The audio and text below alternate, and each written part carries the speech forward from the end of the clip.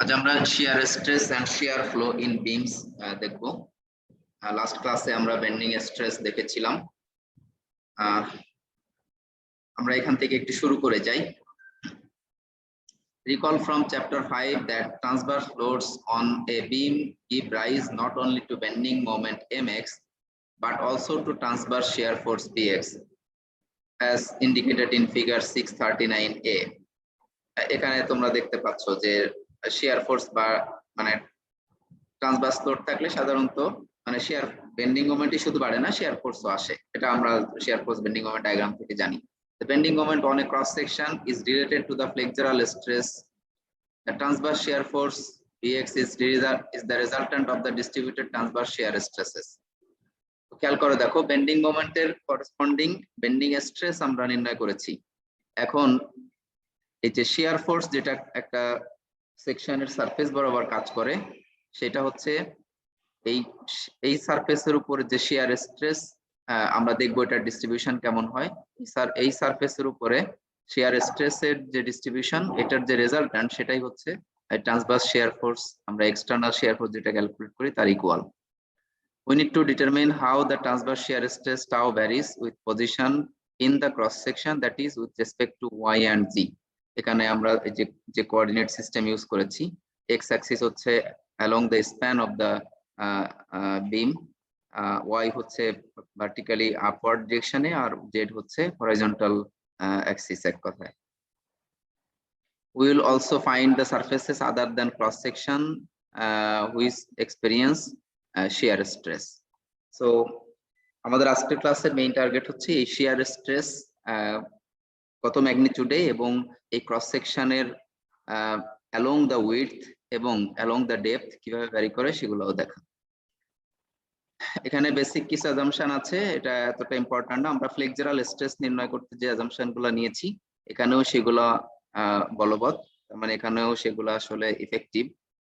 Shear stress produces a change in angle, but in section 6.2 we assume that plane sections remain plane and remain perpendicular to the deformed axis of the beam.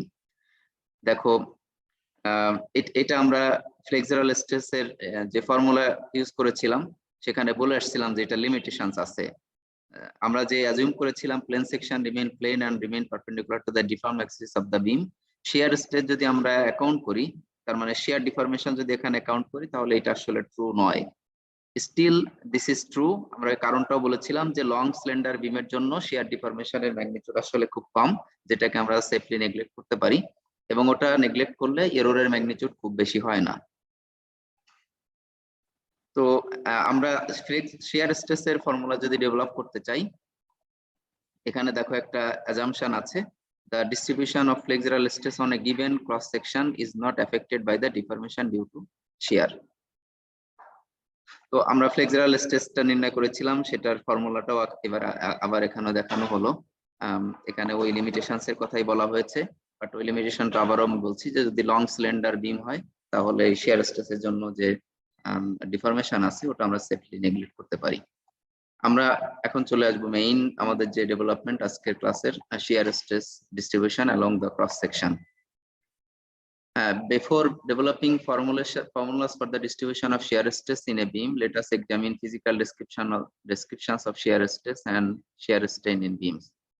Figure 640, নিচের এই ফিগারটা, figure 640 shows a cantilever beam subjected to a transverse load P at x equal to 0.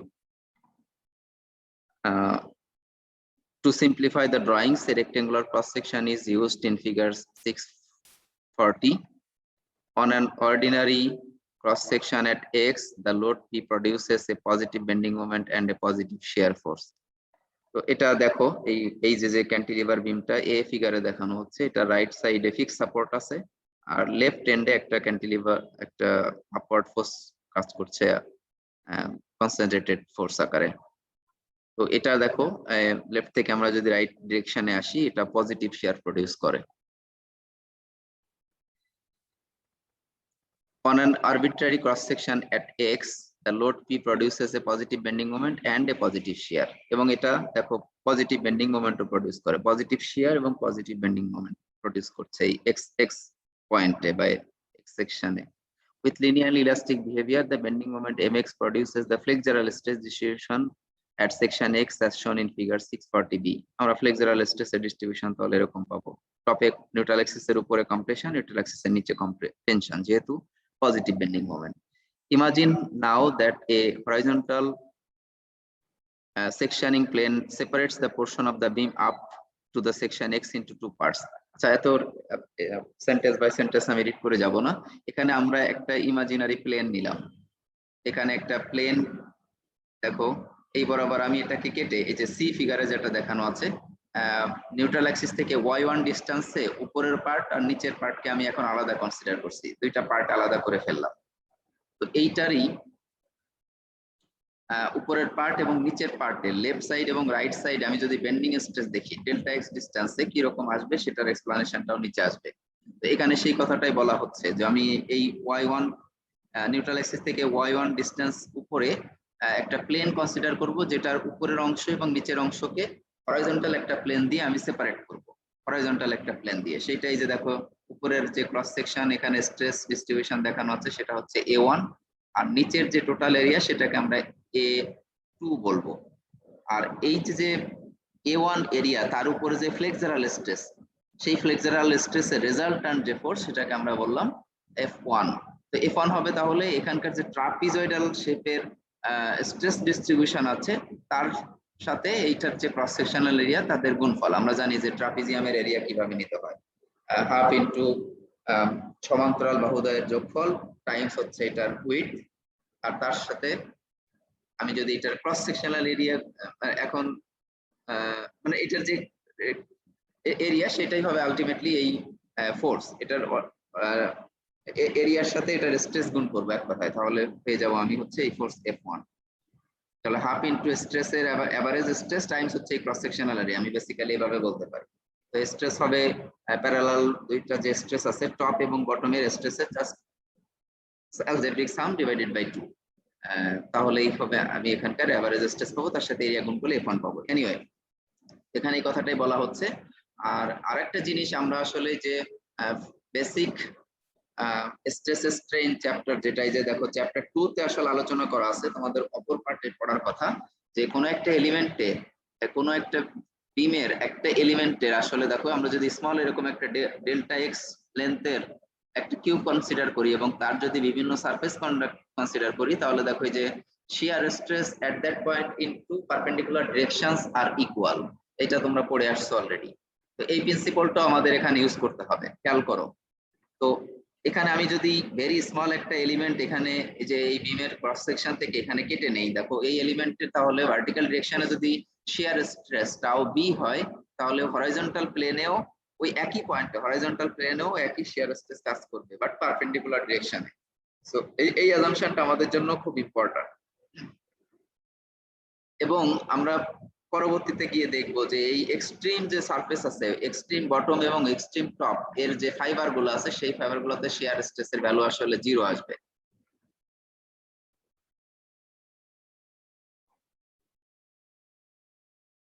তো এখানে আমরা একটু এই জায়গা থেকে পড়ে যাব। The resultant of the flexural stresses on A1 the cross sectional area above y1 y1 is designated as F1.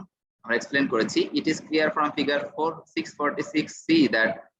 646c that the only way to satisfy summation of fx equal to 0 for either portion of the beam above y equal to y1 or portion below y equal to y1 is for there to be a longitudinal shear stress on the horizontal plane as indicated in figure 640c.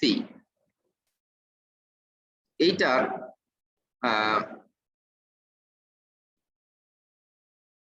এখন আসলে দেখো উপরে আর হচ্ছে নিচে, এখানে দেখো unbalanced একটা stress আছে। তো আনব্যালেন্স স্ট্রেসটাকে আমি যদি উপরের এই যে উপরের পার্টটা দেখলাম সেটা টপ সারফেস আর নিচের নিচে বটম সারফেসের কথা কনসিডার করি, তাহলে উপরের স্ট্রেস বেশি, নিচের স্ট্রেস কিন্তু কম। তো এই উপরের পার্টটাই যদি আমি এখন হরাইজন্টাল ইকুইলিব্রিয়াম করতে চাই, তাহলে দেখো নিচের যেহেতু স্ট্রেস কনসেন্ট্রেশন কম আছে সেখানে ফোর্স ম্যাগনিটিউড কম হবে, তাহলে এখানে একটা অ্যাডিশনাল হরাইজন্টাল রাইটওয়ার্ড ডিরেকশনে একটা হরাইজন্টাল ফোর্স ওই সারফেসে কাজ করতে হবে। যেটাকে আমরা বলবো হচ্ছে হরাইজন্টাল শিয়ার স্ট্রেস বা শিয়ার ফোর্স। দেখো, the resultant of this longitudinal shear stress balances the normal force F1. এই যে F1 সেটা এখন লেফটওয়ার্ড ডিরেকশনে এক কথা আছে। আমি যদি এই ডিফারেন্সটাও না কনসিডার করি, উপরেরটার যদি আমি ইকুইলিব্রিয়াম রাখতে চাই, দেখো একটা F1 ফোর্স লেফটওয়ার্ড কাজ করতেছে, তাহলে এই পার্টটার যদি ইকুইলিব্রিয়াম থাকতে হয় তাহলে নিশ্চয়ই এর ইকুয়াল ম্যাগনিটিউডের অপোজিট ডিরেকশনে একটা ফোর্স কাজ করতে হবে। এবং সেটা কোথায় কাজ করবে? আমি অলওয়েজ বলেছি যে যেখানে আমি কাট করব ঠিক সেখানেই। তাহলে আমি এই যে হরাইজন্টাল প্লেন বরাবর কিন্তু এটাকে সেপারেট করেছি, কাট করেছি, তাহলে ওই যে কাট প্লেন, সেই প্লেনেই এই F1 এর অপোজিট ডিরেকশনে ইকুয়াল ম্যাগনিটিউডের আরেকটা ফোর্স কাজ করতে হবে। তো সেই ফোর্সটা যেটা হরাইজন্টাল প্লেনে কাজ করতেছে, দেখো সেটা হবে ওই প্লেনের উপরে যে হরাইজন্টাল স্ট্রেস আছে তাদের রেজাল্টেন্টের ইকুয়াল, এটা তাই বলা হচ্ছে। But this says that the unbalanced ফ্লেক্সুরাল stresses on this beam free body lead to longitudinal shear stresses on the free body. তো এটা আসলে শিয়ার হচ্ছে। দেখো আলটিমেটলি কি হচ্ছে, প্লেনের প্যারালাল ডিরেকশনে যে ফোর্স কাজ করে সেটাই হচ্ছে শিয়ার ফোর্স বলি আমরা। একটা প্লেন থেকে আরেকটা প্লেনকে যদি সেপারেট করে নিয়ে যেতে চাই, আমি যদি এইটার কথাই বিবেচনা করি, নিচের পার্ট থেকে দেখো উপরের পার্টটাকে এই F1 ফোর্স সেপারেট করে নিয়ে যেতে চাচ্ছে এই প্লেন বরাবর, তাহলে এই প্লেনের প্যারালাল ডিরেকশনে ফোর্স কাজ করছে, সেটাকে আমরা শিয়ার ফোর্স বলছি। তো এই ফোর্সটাই হচ্ছে আমার এখানে শিয়ার ফোর্স, যেটাকে আমরা আসলে হরাইজন্টাল শিয়ার ফোর্স বলছি। আর ওই ফোর্সটাই আসলে ওই টোটাল যে ক্রস সেকশনাল এরিয়া হরাইজন্টাল প্লেনে তার উপর ডিস্ট্রিবিউশন আকারে আছে, এটাকে আমরা বলছি হরাইজন্টাল লংগিটিউডিনাল শিয়ার স্ট্রেস এক কথায়। তো এই শিয়ার স্ট্রেসের নাম হচ্ছে longitudinal shear stress. What about transverse shear stress on the cross section of the beam? কিন্তু আমরা তো যে শিয়ার ফোর্স, এক্সটার্নাল ফোর্সের যে ইফেক্ট ইন্টারনাল শিয়ার, সেটা যে নির্ণয় করি, সেটা হয় কোন একটা বিমের লংগিটিউডিনাল অ্যাক্সিসের পারপেন্ডিকুলার ডিরেকশনে। তার মানে আমি যে ক্রস সেকশনটা নিয়েছি তার প্যারালাল ডিরেকশনে হবে শিয়ার স্ট্রেস। তো আমি এখানে যেটা দেখালাম সেটা কিন্তু হরাইজন্টাল শিয়ার স্ট্রেস, বাট আমার যে ভার্টিক্যাল শিয়ার ফোর্স এখানে কাজ করবে এই ভার্টিক্যাল ডিরেকশনে, সেইটার ইফেক্ট কোথায়, আমরা সেটাই মেইনলি নির্ণয় করতে চাই। তো আমরা এখন দেখো সেই জায়গায় আসতেছি। কনসিডার ফিগার 640D, এই ফিগারের কথা বলা হচ্ছে। And recall from section 2.7 that tau yx equal to tau xy. এই যে একই পয়েন্টে দুইটা পারপেন্ডিকুলার প্লেনে শিয়ার স্ট্রেসের ভ্যালু কিন্তু ইকুয়াল। আমরা এটা শিখে আসছি চ্যাপ্টার 2 তে, তোমরা উপর সেকশনে শিখেছো। That is, the shear stress on a vertical plane must be equal to the shear stress on a horizontal plane at the intersection of the two planes. ঠিক আছে, এখানে যেটা দেখানো আছে দেখো, যে দুইটা প্লেন যেখানে ইন্টারসেক্ট করলো ওই পয়েন্টে হরাইজন্টাল এবং ভার্টিক্যাল শিয়ার স্ট্রেসের ভ্যালু হবে ইকুয়াল, ম্যাগনিটিউড ইকুয়াল হবে। Thus, at point B in figure 640D, the longitudinal shear stress and the vertical shear stress can both be labeled tau B because they are equal. This leads to two very interesting conclusions. One, the transverse shear stress at an arbitrary level y in the cross section can be calculated by determining the longitudinal shear stress at this level. তাহলে আমরা যে এই internal vertical শিয়ার এই প্লেনের parallel ডিরেকশনে কাজ করবে, সেইটার effect আমি নির্ণয় করতে পারবো যদি y নিউট্রাল অ্যাক্সিস থেকে y ডিসটেন্সে ওখানকার হরাইজন্টাল শিয়ার স্ট্রেস নির্ণয় করতে পারি। যেহেতু আমরা জানি যে horizontal shear stress equal to হচ্ছে লংগিটিউডিনাল শিয়ার ইকুয়াল টু হচ্ছে ট্রান্সভার্স শিয়ার স্ট্রেস, এরকম। Second conclusion হচ্ছে the transverse shear stress must vanish at points A and C since there is no horizontal shear stress on top surface or on the bottom surface of the beam. দেখো এখান থেকে আমরা বুঝতে পারতেছি যে extreme top সারফেসে কোনো ফ্লেক্সুরাল stress নাই এটার উপরে, তাহলে এখানে শিয়ার স্ট্রেস 0 হবে। কারণ হচ্ছে ফ্লেক্সুরাল স্ট্রেসের রেজাল্টেন্ট হবে কিন্তু ওখানে আনব্যালেন্স যে ফোর্স থাকবে সেটাই হবে তার শিয়ার stress horizontal. Horizontal shear stress নাই, তার মানে ওখানে ভার্টিক্যাল শিয়ার স্ট্রেস নাই। তাহলে এখান থেকে আমরা কনক্লুশন টানতে পারি যে বিমের কোন একটা ক্রস সেকশনের এক্সট্রিম টপে এবং এক্সট্রিম বটমে shear stress, horizontal shear stress হোক অথবা ভার্টিক্যাল শিয়ার স্ট্রেস হোক, তার ভ্যালু হচ্ছে 0। তো এই কনক্লুশন দুইটা নিয়ে আমরা ফার্দার আরো আগাই। Shear strain distribution from the preceding discussion of beams subjected to transverse loads and especially from figure 640C, it should be clear that planes parallel to the neutral surface must be able to transmit shear. Consider a beam, cantilever beam like the one in figure 641A. এইটা হচ্ছে figure 640 1 আর এখানে এ figure দেখানো আছে যেখানে একটা বিমকে আসলে অনেকগুলো প্লাঙ্কের যে টিম্বার প্লাঙ্ক বা বলতে পারি আমরা টিম্বার প্লাঙ্ক মনে করো এখানে জাস্ট এরকম ভাবে স্ট্রাক করে বিম তৈরি করা হয়েছে ক্যান্টিলিভার বিম। তো এই প্লাঙ্ক গুলার মধ্যে যদি কোনো ধরনের বন্ডিং না থাকে জাস্ট এগুলো যদি সেপারেট হয় তাহলে এক পাশে ফিক্স করে আমি যদি এখানে ফোর্স পি অ্যাপ্লাই করি তাহলে দেখো প্রত্যেকটার বেন্ডিং তার নিজের যে অ্যাক্সিস আছে সেই অ্যাক্সিসের এগেনস্টে হবে। এবং দেখো এই যে ডিই প্লেন বেন্ডিং এর পূর্বে যে একটা হরাইজন ভার্টিক্যাল প্লেন ছিল এই ডিই লোডের পরে কিন্তু একটা প্লেন নাই, এখন 4টা ডিফারেন্ট প্লেন হয়ে গেছে।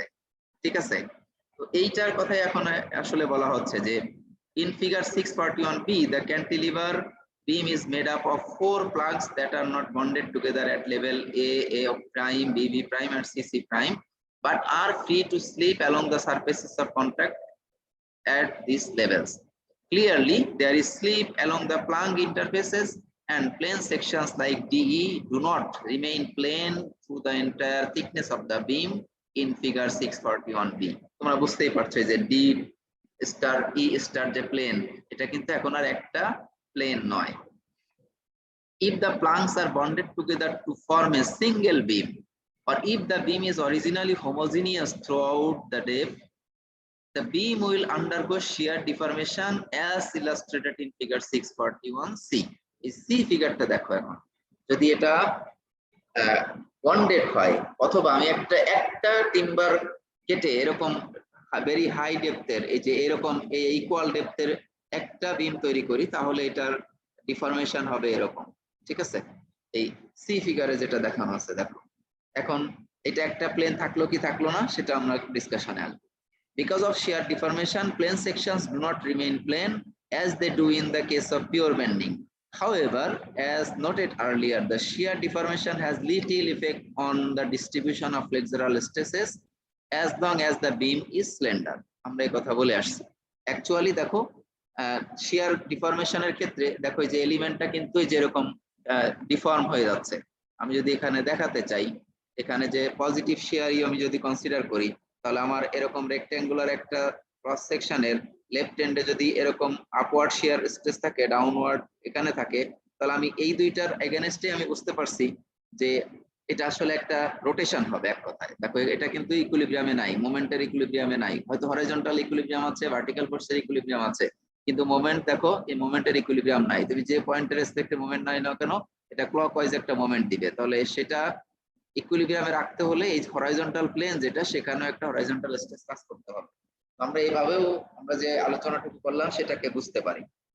তো এইটা রেসপেক্টে তাহলে এটা ডিফর্ম শেপটা কেমন হবে আমি যদি এখন অন্য কালার দিয়ে দেখাতে চাই, দেখো এই বরাবর এটা এরকম ভাবে বেঁকে যেতে চাইবে, তাই না? এরকম ভাবে ডিফর্ম শেপ হবে। সরি আমি এক্স্যাক্টলি এটা একটা রম্বস হবে আর কি, রম্বস এরকম ভাবে ডিফর্ম হয়ে যাবে। এই ফিগারে ওই যে এখানে যেটা দেখানো দেখো সেইভাবে দেখানো, আর উপরেরটাতে যেখানে শেয়ার নাই সেটা কিন্তু নো শেয়ার ডিস্টরশন মানে রেক্টেঙ্গেলই আছে, কিন্তু যেখানে শেয়ার ম্যাক্সিমাম এই যে মিডিলের নিউট্রাল অ্যাক্সিসের দিকে আমরা দেখবো যে ম্যাক্সিমাম শেয়ার স্ট্রেস ওখানেই আসে, সেখানে দেখো হাইয়েস্ট ডিস্টরশন হবে এলিমেন্টের। তো এখানে আমরা ফার্দার আগে পড়ে আগাই ক্লিয়ারলি বুঝতে পারবো। আমরা এরপরে চলে যাব হচ্ছে shear flow নির্ণয়ে। এখন to derive an expression relating the shear stress tau to the resultant shear force P, we will first define and derive an expression for shear flow. Consider the segment from x to x plus x1 x plus del x of a beam subjected to transverse load, figure 642a. এই ফিগারটা এখন consider করি আমরা। Left support থেকে x distance দূরত্বে delta x লেন্থের একটা element আমি এখানে cross section দেখাইছি, দেখো এই যে এটা হচ্ছে এই ডেল্টা x ডিসটেন্স দূরত্বে এটা ক্রস সেকশন। ঠিক আছে,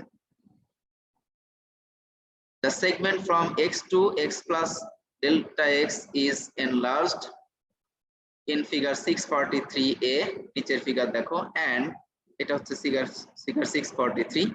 The normal stresses acting on this segment are shown in figure 643b. এই লেন্থটা এটা হচ্ছে দেখো এখন লেন্থ বরাবর, এটা কিন্তু ক্রস সেকশন নয়, রিমেম্বার উপরেরটা ছিল ক্রস সেকশন, বা এই যে ডান পাশে ডি ফিগারে যেটা দেখা আছে সেটা হচ্ছে ক্রস সেকশন, কিন্তু এখানে এ ফিগারে যেটা দেখা আছে এটা কিন্তু এলিমেন্ট অফ লেন্থ। জাস্ট এই স্মল লেন্থ এখানকার যেটা এই যে ছোট রেক্ট্যাঙ্গেলের মধ্যে আসলো ডেল্টা এক্স লেন্থে, সেটাই এখানে এক্সাজুরেট করে দেখানো আছে, মানে ইলংগেটেড করে দেখানো আছে। আমরা এটাকে এক্সাজুরেশন বলি, যদিও ইংরেজি উচ্চারণ করলে এক্সাগারেশনের মতো হবে, বাট এটাকে বলে এক্সাজুরেশন, এক্সাজুরেটেড ভিউ। এন্ড এই সেকশনের উপরেই দেখো বেন্ডিং স্ট্রেস, এটার উপরে বি ফিগারে বেন্ডিং স্ট্রেস বা ফ্লেক্সারাল স্ট্রেস সেটা দেখানো আছে। আর সেই ফ্লেক্সারাল স্ট্রেসের আমি যদি এই যে এরকম স্মল একটা এলিমেন্ট এই যে আরো চিহ্ন দিয়ে দেখো সেটাকে আবার এক্সাজুরেট করে দেখানো আছে, সেখানে আসলে শিয়ার স্ট্রেস একটা বি পয়েন্টে কি ডিরেকশনে কাজ করবে সেটা এখানে দেখালাম। তো এটা কিভাবে দেখাইলাম সেটাও আমি দেখাবো। দেখো লেফট সাইডে দেখো শিয়ার ফ্লেক্সারাল স্ট্রেসের ভ্যালু কম, রাইট সাইডে ফ্লেক্সারাল স্ট্রেসের ভ্যালু বেশি।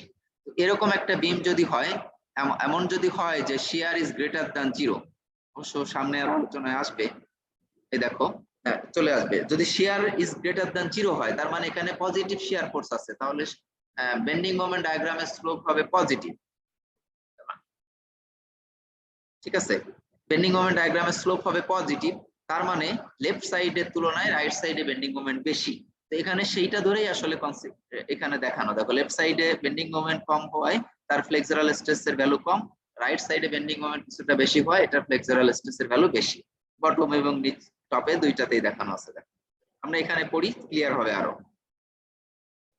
Note that Vx is taken in the positive sense according to the sign convention given in chapter 5. From equation 5.3 repeated here, V equal to dm over dx. এখানে thus যদি V এর magnitude 0 এর চেয়ে বেশি হয় তার মানে পজিটিভ শিয়ার হয়, তাহলে নিশ্চয়ই ডান পাশের বেন্ডিং মোমেন্ট বাম পাশের বেন্ডিং মোমেন্টের চেয়ে বেশি হবে, মানে পজিটিভ স্লোপ হবে। এটা V যদি পজিটিভ হয় স্লোপ হবে পজিটিভ। আমরা পজিটিভ স্লোপ মানে কি আপওয়ার্ড ডিরেকশনে জানি, তাই না? পজিটিভ স্লোপ মানে এটা হচ্ছে আপওয়ার্ড ডিরেকশনে হতে হবে।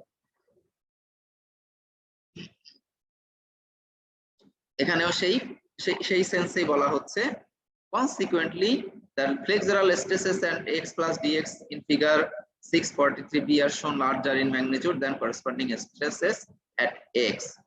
Our goal is to determine an expression tau xy that relates the shear stress at level y on the cross section at x to the transverse shear force bx. In deriving the expression for shear stress, it is useful to first determine the shear quantity called shear flow. আমরা shear stress নির্ণয়ের পূর্বে আগে প্রথমে shear flow নির্ণয় করতে চাই।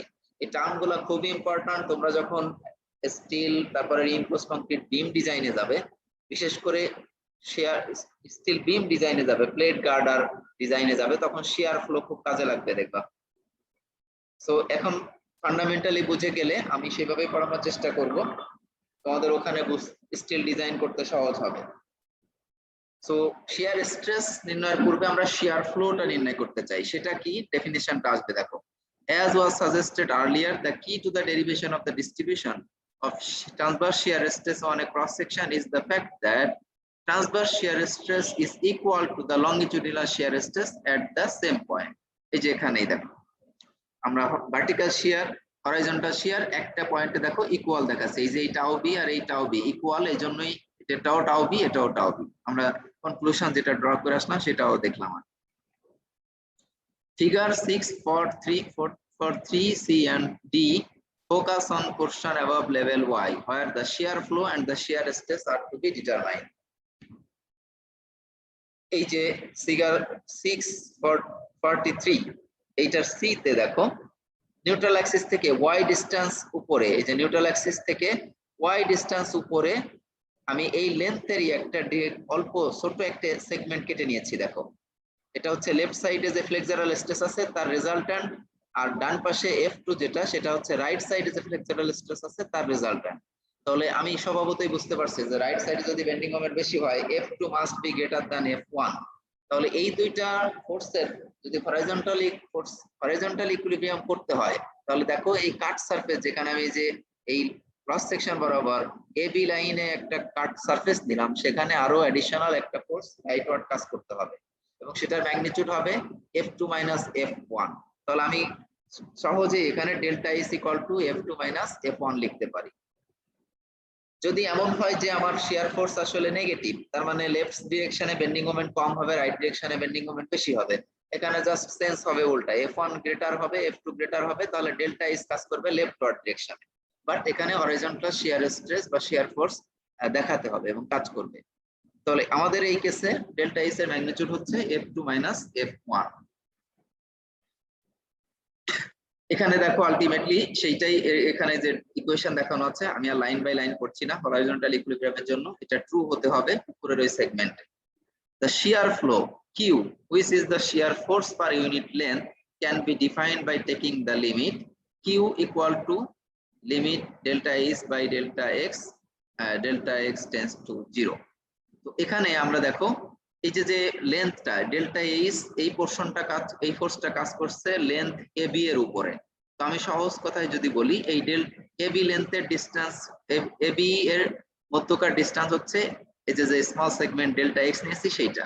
তাহলে আমি শিয়ার ফ্লো ডিফাইন করছি, কোন একটা প্লেনে টোটাল যে শিয়ার ফোর্স, সেই শিয়ার ফোর্সকে ওই শিয়ার ফোর্স যে লেন্থের উপরে কাজ করছে তা দিয়ে ভাগ করলে, তার মানে আমি আলটিমেটলি পাচ্ছি শিয়ার ফোর্স পার ইউনিট লেন্থ কোনো একটা ক্রস সেকশনে বিমের একটা সার্টেন ডিস্টেন্সে, লেফট সাপোর্ট থেকে বা রাইট সাপোর্ট থেকে একটা সার্টেন ডিস্টেন্সে, এবং ক্রস সেকশনেও না, লেন্থের যে কোনো একটা নিউট্রাল অ্যাক্সিস থেকে আপ অথবা ডাউন যে কোনো একটা প্লেনে আমি শিয়ার ফ্লো যদি ডিফাইন করতে চাই, তাহলে বলবো ওই প্লেনে যে শিয়ার ফোর্স ডিভাইডেড বাই ওই প্লেনের লেন্থ।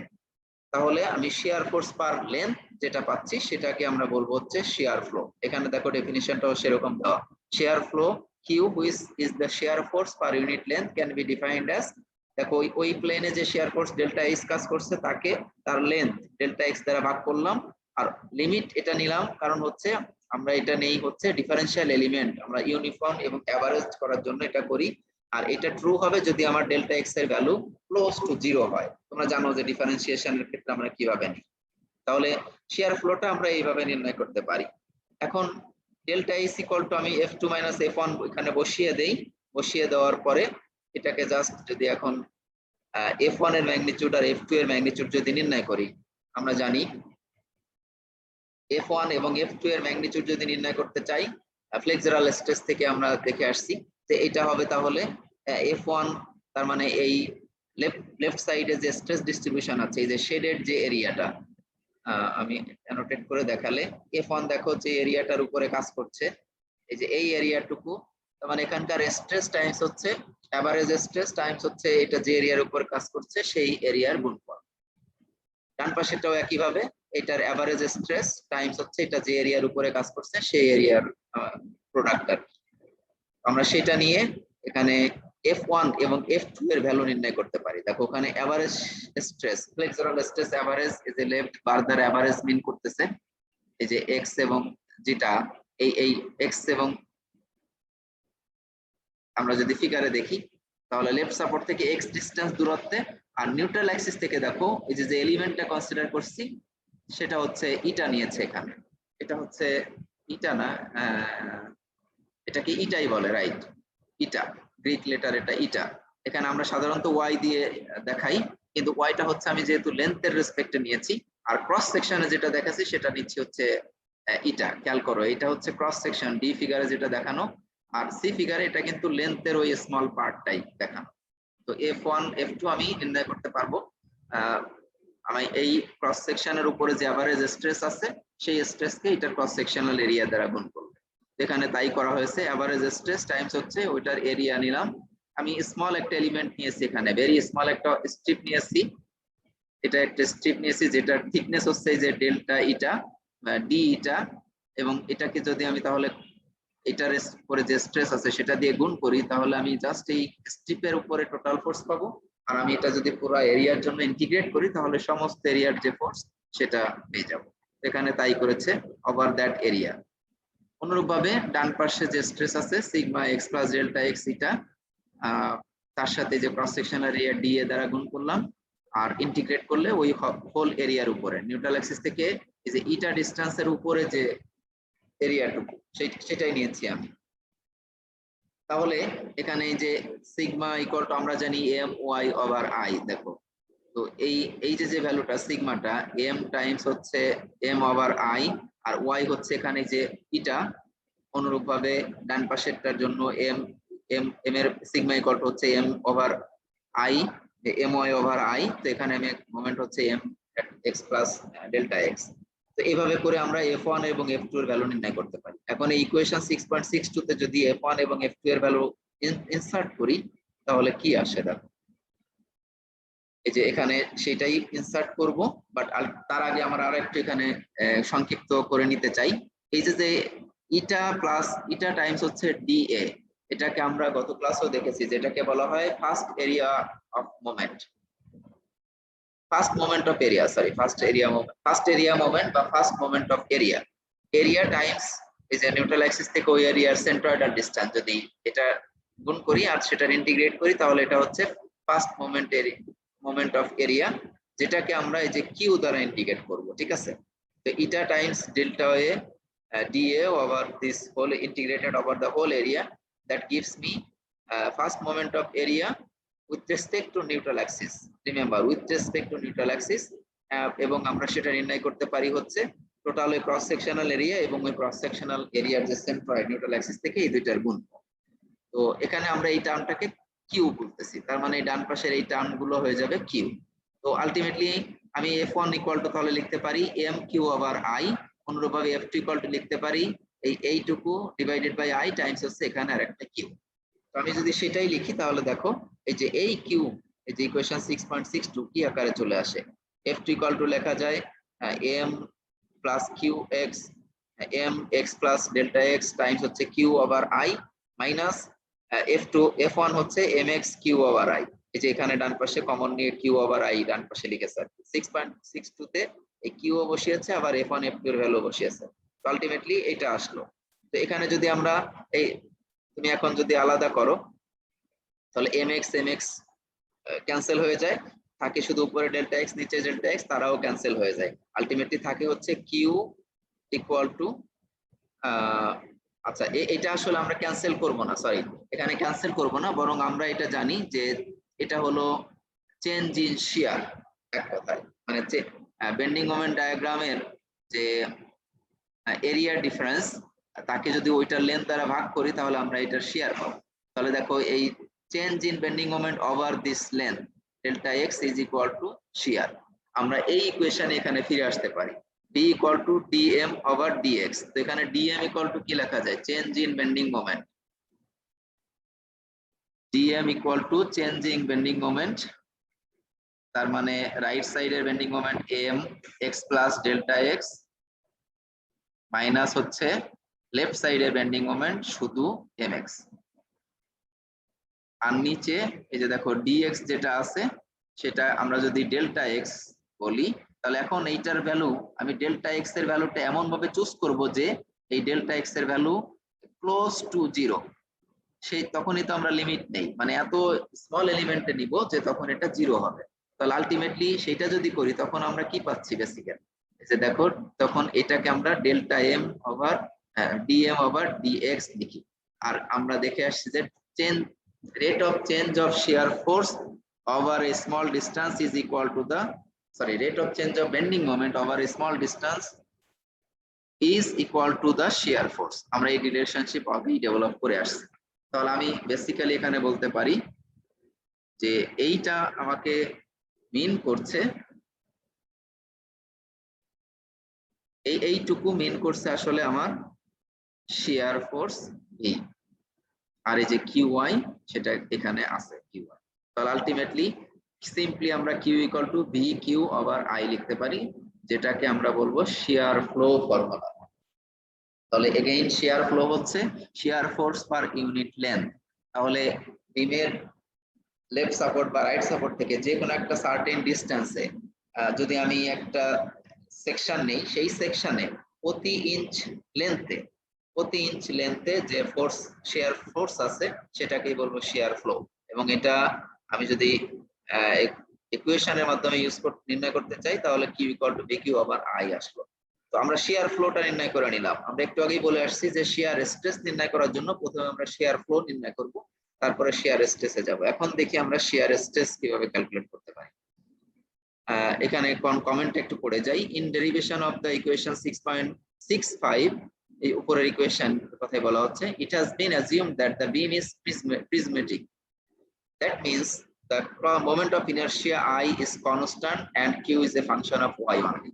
এই equation valid only for prismatic beam. তার মানে যেই বিমের cross section throughout its span same. Non prismatic beam হতে পারে, যেমন ক্যান্টিলিভার বিম কখনো কখনো ফ্রি এন্ডে ডেপথ কমিয়ে দেওয়া হয়, তো সেটা কিন্তু তখন নন প্রিজমেটিক বিম হচ্ছে। সাপোর্টে যদি ডেপথ বেশি থাকে, উইডথ সেম থাকলেও ফ্রি এন্ডে যদি ডেপথ কম হয়, তখন সেটার throughout it's length cross sectional area কিন্তু ডিফারেন্ট হচ্ছে ডেপথ ভ্যারি করার কারণে, তখন এটাকে আমরা নন প্রিজমেটিক বিম বলি। আর যে বিমের অ্যালং দ্য স্প্যান বা along the length cross sectional area vary করে না, ক্রস সেকশনাল এরিয়া ভ্যারি না করলে মোমেন্ট অফ ইনারশিয়াও ভ্যারি করবে না, তাহলে সেই বিমকেই আমরা নন প্রিজমেটিক বিম বলি। তাহলে এই ফর্মুলাটা only true for prismatic beam, ঠিক আছে। এবং কিউটা দেখো, Q is a function of Y only. তার মানে এখানে উইডটাও আবার দেখো কনস্ট্যান্ট উইডথের জন্য, তার মানে যে বিমের উইডথ কনস্ট্যান্ট সেই বিমের জন্যই শুধুমাত্র ওয়াই হচ্ছে ভ্যারিয়েবল হবে। কিন্তু আমি এখানে ফিগারে যেটা দেখিয়েছি, বেসিক্যালি আমি যদি এটাই বলি, দেখো ইটা এর রেসপেক্ট এটার কিন্তু উইডথ তো ভ্যারি করেছে, তাহলে এই উইডথ ভ্যারি করলে তখন কিউও কিন্তু আবার চেঞ্জ হবে। সো সেই ক্ষেত্রে অবশ্যই এটা অ্যাপ্লিকেবল হবে, বাট এখানে যেটা ইউজ করা হয়েছে সেটার জন্য কিউটা হচ্ছে only function of Y. We will now use this expression of for shear flow to obtain an expression for the distribution of transverse shear stress. Later we will also make use of equation 665 in section 6.10 and 10 through 6.12, where we examine shear stress in thin wall beams and built up beams. আমরা এখানে যাব কারণ এইগুলো আমাদের জন্য important. আমরা দেখবা steel building এ যে স্টিল সেকশন গুলো ইউজ হয়, মোস্ট হবে হচ্ছে যে থিন ওয়াল সেকশন হবে। আর আমরা প্লেট গার্ডার যেটা পড়বো প্লেট গার্ডার ডিজাইনে, সেখানে বিল্ট আপ বিম আসবে। সো এই টার্মগুলো আমাদের জন্য ইম্পর্টেন্ট, আমরা এগুলো টাচ করব। নাও আমরা শিয়ার স্ট্রেস ফর্মুলায় চলে আসি। Note that the shear flow Q in equation 665, যে আগের ইকুয়েশনের রেফারেন্স দেওয়া হচ্ছে, এটা equation 665, Q equal to BQ over I. In equation 665, the shear flow Q in equation 665 was derived by dividing the shear force delta is by the length delta x over which it acts. If instead we divide delta is by area over which it acts, we get an average shear stress on the longitudinal plane at level y. From the equality of longitudinal and transverse shear, we get tau average equal to limit delta is divided by delta x over the times the thickness of the beam. Then আমরা আসলে এই যে দেখো average শিয়ার স্ট্রেসটাকে এইভাবে define করতে পারি। তো শিয়ার ফ্লোটা ছিল ওইখানকার শিয়ার ফোর্স ডিভাইডেড বাই তার লেন্থ। এই যে এইখানকার যে shear force, unbalance shear force যেটা ছিল, ডিভাইডেড বাই এটার লেন্থ হচ্ছে এখানকার শিয়ার স্ট্রেস। এখানকার শিয়ার স্ট্রেস যে ডেল্টা এইচ যেটা কাজ করতেছে এই লেন্থের উপরে, এবি লেন্থের উপরে along the span of the beam. তাহলে আমি এখানে শিয়ার ফ্লো পেয়েছি।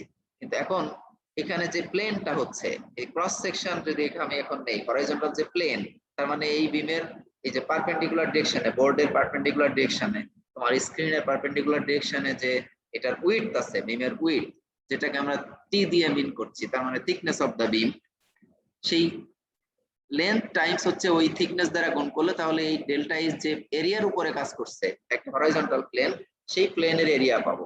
তাহলে আমি তখন সেটাকে বলবো স্ট্রেস। শিয়ার ফ্লোকে জাস্ট এটার এই থিকনেস দ্বারা যদি এখন ভাগ করি, তাহলে সেটাকে বলবো শিয়ার স্ট্রেস। এখানেও সেই একই ডেফিনিশন নেওয়া হচ্ছে। তাহলে দেখো যে ডেল্টা এক্স কে ডেল্টা এক্স লেন্থ দ্বারা তো ভাগ করলাম, এরপর আবার ক্রস ডিরেকশনের যে ডাইমেনশন থিকনেস বা উইডথ অফ দ্য বিম দিয়ে যদি ভাগ করি, তাহলে আমি যে লিমিটিং ভ্যালু নিয়ে যেটা পাবো সেটাকে আমরা বলবো এভারেজ শিয়ার স্ট্রেস। তার মানে এটা হচ্ছে বিকিউ ওভার আইটি। এইখানে জাস্ট আই এর সাথে নিচে টি চলে আসবে, তাহলে তখন আমরা এটাকে বলবো শিয়ার স্ট্রেস ফর্মুলা।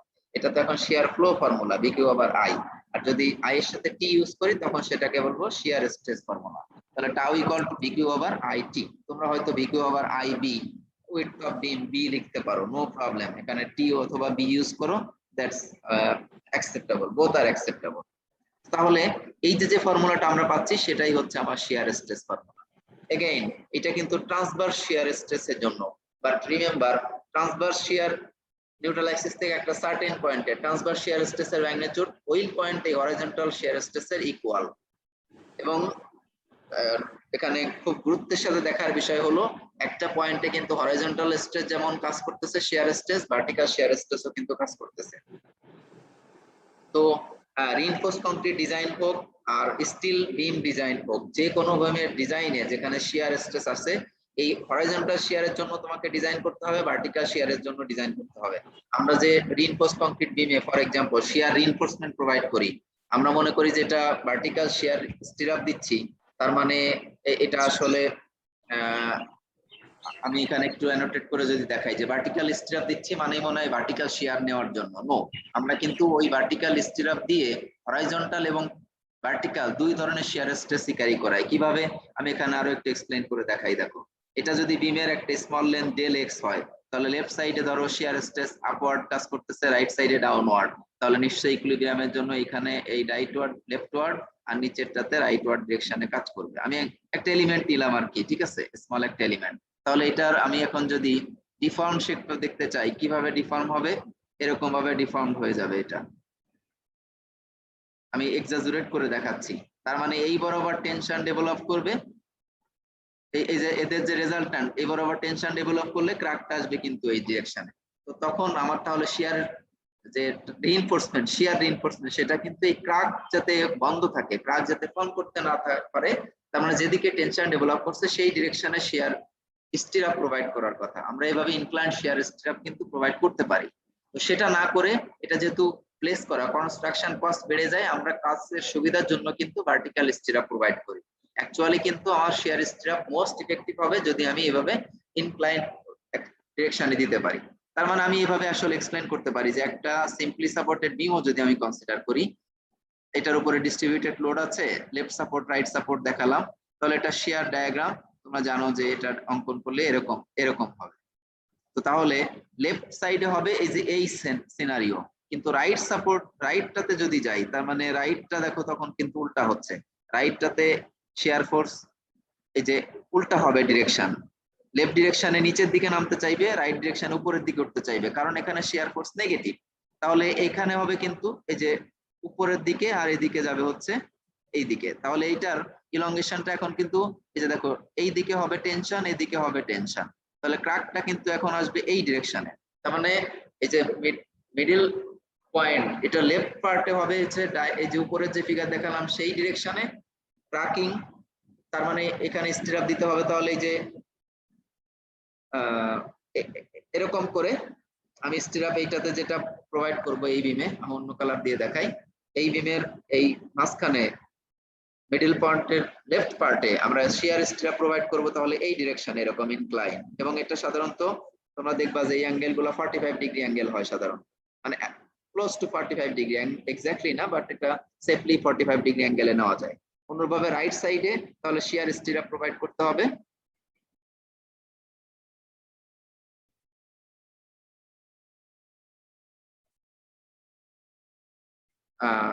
উল্টা বললাম কিনা, নো, এখানে টেনশন আসবে এই ডিরেকশনে, তাহলে এদিকে দিতে হবে।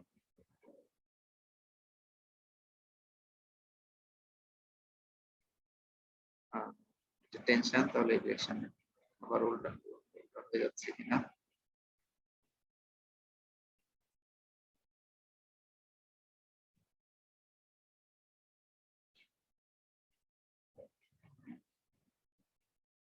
চলে আসছে এই এই রাইট পার্টে যেখানে শিয়ার ফোর্স আসলে নেগেটিভ, তাহলে টেনশন ডেভেলপ করবে কিন্তু এই ডিরেকশনে, তাহলে ক্র্যাকিং ফর্মেশন হবে তার পারপেন্ডিকুলার ডিরেকশনে। আর ওই ক্র্যাকটা যাতে ফর্ম করতে না পারে বা ফর্ম করলেও যাতে ক্লোজ থাকে, গ্যাপ ওপেনিং যাতে বেশি না হয়, সেই জন্য আমরা তার পারপেন্ডিকুলার ডিরেকশনে শিয়ার রিইনফোর্সমেন্ট প্রোভাইড করব।